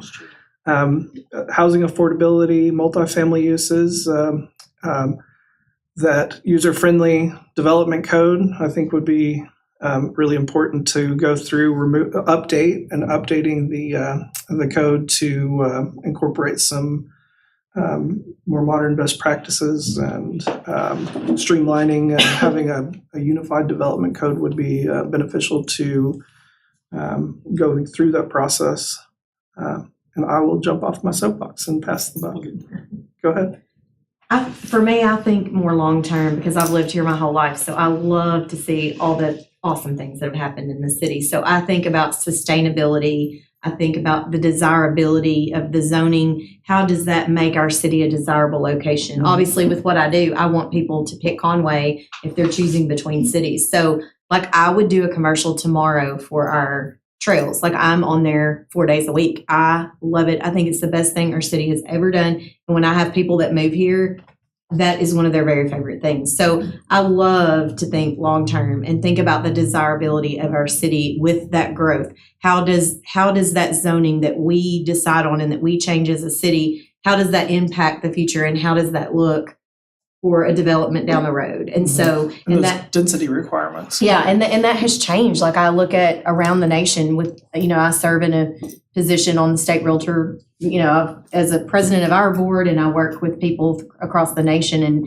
seeing how cities are changing and those smaller lots. So seeing what was brought before us at the last meeting, that's typical everywhere. And people want less. I'll be honest. People don't want to spend their weekend mowing a yard for the most part. So it's back to that desirability. It's not just the cost of land, which is real, but it's also that desirability of, I want to spend my weekend not doing that. And so you've got the demand over here of what the public wants, and then how do we deliver that and update our zoning and our ordinance and things to match that? So We're dealing with whole new generations That's that right. have different Of how they outlooks on live. homeownership or not, and so forth. Yeah. yeah, so that's kind of why I'm here. I love it. I'm passionate about Conway. I love our city. I love all the things that have the changes. I love changes, and so and I think consistency and some things that the old things are good too, and respecting the historic and I live in the historic district, so respecting that historical part is important. But for me, again, just thinking about sustainability and desirability are both words that. Yeah, I mean, I kind of how Mark said, it's kind of more about the master plan, not really 2 years or 2 months from now, but more like 30 years from now for our kids that are going to be here. So I would say kind of more opening your eyes to that. And then from that, also what Ryan said, the walkability, I think that's a huge thing. Some of my favorite places that I visit, you don't have to drive your car down the road. You just, you park and you walk because you want to, because it's a nice area. There's nice businesses everywhere, and it's just more favorable to pedestrians than cars. And that's just kind of something that I've always fascinated. Cities in Europe, obviously, been here a lot longer than us, but that's kind of what they look at too. So I kind of inching away from having to drive everywhere, even if it's across town and stuff, but I'd like to go to a place to where you would want to walk. That makes sense. So one of the things we talk about are nodes, commercial nodes, so you can walk to a store and not have to jump in your car and drive across town, or a neighborhood park, or trying to have different. Did you say park activity. or bar? Park. Both. Sorry. You calm down. A neighborhood park. So when we're looking at updates, that's one of the things that should be a part of any good comprehensive growth plan is what's within walking distance of these residential nodes. So, Adam. Nothing new for me. I mean, I had updated and clear written down, but I think that was much better said, user friendly. I mean, that's I think important, and just looking at some of the stuff we run into as a commission, the clearer it is, more user friendly it is, the less that's going to happen. So. And if y'all want a couple more seconds to finish, there should be 1 or 2 words on each of the blue cards. And then Ryan, would you want to Thank you all so much. This was amazing and awesome, and I appreciate your time on this. And we'll get the rest of we'll incorporate the rest of your cards later. Yes, I think I've said plenty. So the next, I put it all in one card. this is gonna just reflect exactly what we just did, but instead of zoning and development code, what about our subdivision ordinance? Our subdivision ordinance is separate right now from our zoning and development code, but it has a major impact on our city. What do we want our future subdivisions to look like? What kind of considerations do our should be looked at in our subdivision code? This is probably a little bit more complicated to discuss than just zoning and development in general, because there's when you're talking about subdivisions, what are you talking about with a subdivision? Are we talking about quarter acre lots? Are we talking about 6,000 square foot lots? Are we talking about commercial subdivisions with commercial lots? Are we talking about mixed use subdivisions? And on this one, just to kind of kick things off, I'll start with that. What are we looking for in our revisions? What would we be looking for, and what in our subdivision ordinance revisions? I would like to see it ultimately become more incorporated with development and make it, I feel like we still handle it separately, but I'd like to see it more of a comprehensive, cohesive process so that, I don't know, it kind of happens more organically and intuitively. Like a unified development Yeah. plan. Okay. Agreed. I think that's my number one. Yeah, I'd like to Unified see, development. if it's a multi-phase development, I'd like to see a master plan in front of it, rather than seeing it pieced together as it goes along. So we have at least a general idea of what to expect. And Rogers, they have density concept plans, which is like a mini PUD where you show it's zoned to density concept plan, DCP, and they provide a mini plan of what's there. And I think that other options than PUDs might be something to incorporate in that. For me, when I'm thinking of subdivision ordinance, I'm thinking of drainage. The number one thing for me that I always hear about in subdivisions is from people that live in subdivisions is, does it drain? Did they clear cut a piece of property to build the houses without saving any of a mature canopy? So tree preservation, where it's applicable, tree mitigation. Tree mitigation is not tree preservation. Mitigation is where you would have, if I remove one tree for no good reason, then maybe I plant 5. If I move 5 for a good reason because a house needs to sit there, maybe I just plant 1. A tree mitigation strategy discourages unnecessary removal of tree. It doesn't discourage development. So a successful implementation of a mitigation strategy, I think, would be. Yeah, instead of someone going by and just clear cutting the entire thing, Right. they have to actually plan out where their houses are gonna be, and I think that's Complete streets. I think complete streets is important whenever we're talking about connectivity. To me, when you're talking about a subdivision, you're talking about what kind of streets are they going to have through it.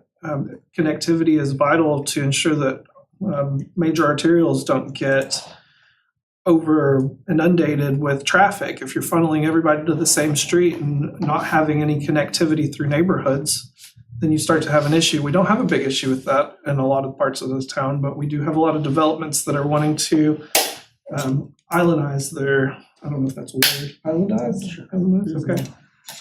Wanting to have an enclosed development. So connectivity standards are something that I think would be important. What do you Yeah, I like what you guys said about the trees. My parents live out there on Beaver Fork Lake, and they're actually putting up a new subdivision up there on the hill. It faces the lake, and it already I think they have like 3 houses right now. I'm sure they broke ground on more, but they took out way too many trees. It just way too many. It was a complete forest going up, and you could probably count on your fingers and toes with how many trees are left. And if I were to purchase one of those lots, I wouldn't like that because you'll probably have 2 full-grown trees on your lot. Right. So I do like that. Okay. Adam? So I don't know that I've got anything yet, but I want to hear more about, Beth, what you said. What do you, help me understand more what you mean by more planned with development? Kind of what I was talking about earlier, where you may see one part, you may see a rezoning request, but I wouldn't say 9 times out of 10, but very frequently, the one thing that you guys are looking at is part of a bigger process where we're looking at site development review, which triggered plating, which means subdivision review, and they needed a rezoning. They might have needed a conditional use. So it's a bigger, that the total development is more inclusive of all these processes, and so often subdivision is tied directly to development. So I would like to see those somehow tied, the process is tied where they're not so siloed and independent of each other. I don't know how we do that. I'm learning as well. But I mean, as someone who reviews all of that, I have to be thinking about what this is when I'm reviewing this and vice versa, because they're so interconnected, even though they're separate regulatory documents, as it were. Gotcha. Yeah. Makes sense. Laura? I think for me in subdivision would be more creative. Subdivision, we have a lot of urban sprawl and we're still building the same way we did, say, 30 or 40 years ago. And we're continually trying to cram more people into the same space and give them quality of life. And so That's a good one. Less sprawl. less sprawl. I mean, you go into growing cities that are really busting at the seams. They're getting creative on how to put more people in a space with still great quality of life, and an emphasis on community building versus here's your plot of land and your fence and we Here's don't this talk to little- anybody. And then here's this little, I just think the more, especially since we really started coming away more of that industrialized type city into more like technological and really patterning ourselves a lot even after Northwestern Arkansas. And so And they're really big on infill development, and yeah, especially mixed use Fayetteville is- developments would be everything is infill. amazing. You And live I think a lot of it too is a mindset change. I mean, I think certain generations think of things a certain way, and it's just showing that we can still have quality of life by being creative and looking at other options. Yeah, then you can get into mixed use and all of that, which is good in my opinion. And Mark? So one of the things on Bell Valley, I asked about sanitation and fire department have reviewed that, because like parking. So if you go to these smaller lots, but they have a Super Bowl party and there's 10 We just- cars, Today. so being able to maneuver through there, like I know they've gone to the community mailboxes, because my dad was a letter carrier for 20 years, so when inclement weather, I rode with him to like open the mail, put the mail in, close it up. So people that park on the street, it gets in the way of that. Yeah. Sanitation, fire department, making sure it's still a safe design and function. I know that there'll be things other departments that are looking at that are really important that may not be on high on my list, but they're just not things I consider, right? So that's why we. And so I'm gonna encourage you to keep the green cards and think about our sign code. And Hush. when you're talking about, just a final thought, because we're not gonna have time to address that. When you're driving down a corridor and you see signs, what type of considerations would you want whenever you're driving down those corridors? You don't have to give me your cards now. You can give them to me at the next planning commission meeting. And I think that that's probably one that's probably better for you to drive around and look at some signs and then provide the cards later. So I hope this has been a good workshop for everyone. I encourage everyone to grab at least 2 sodas before they leave, because me and Ryan will drink all of them. Yeah.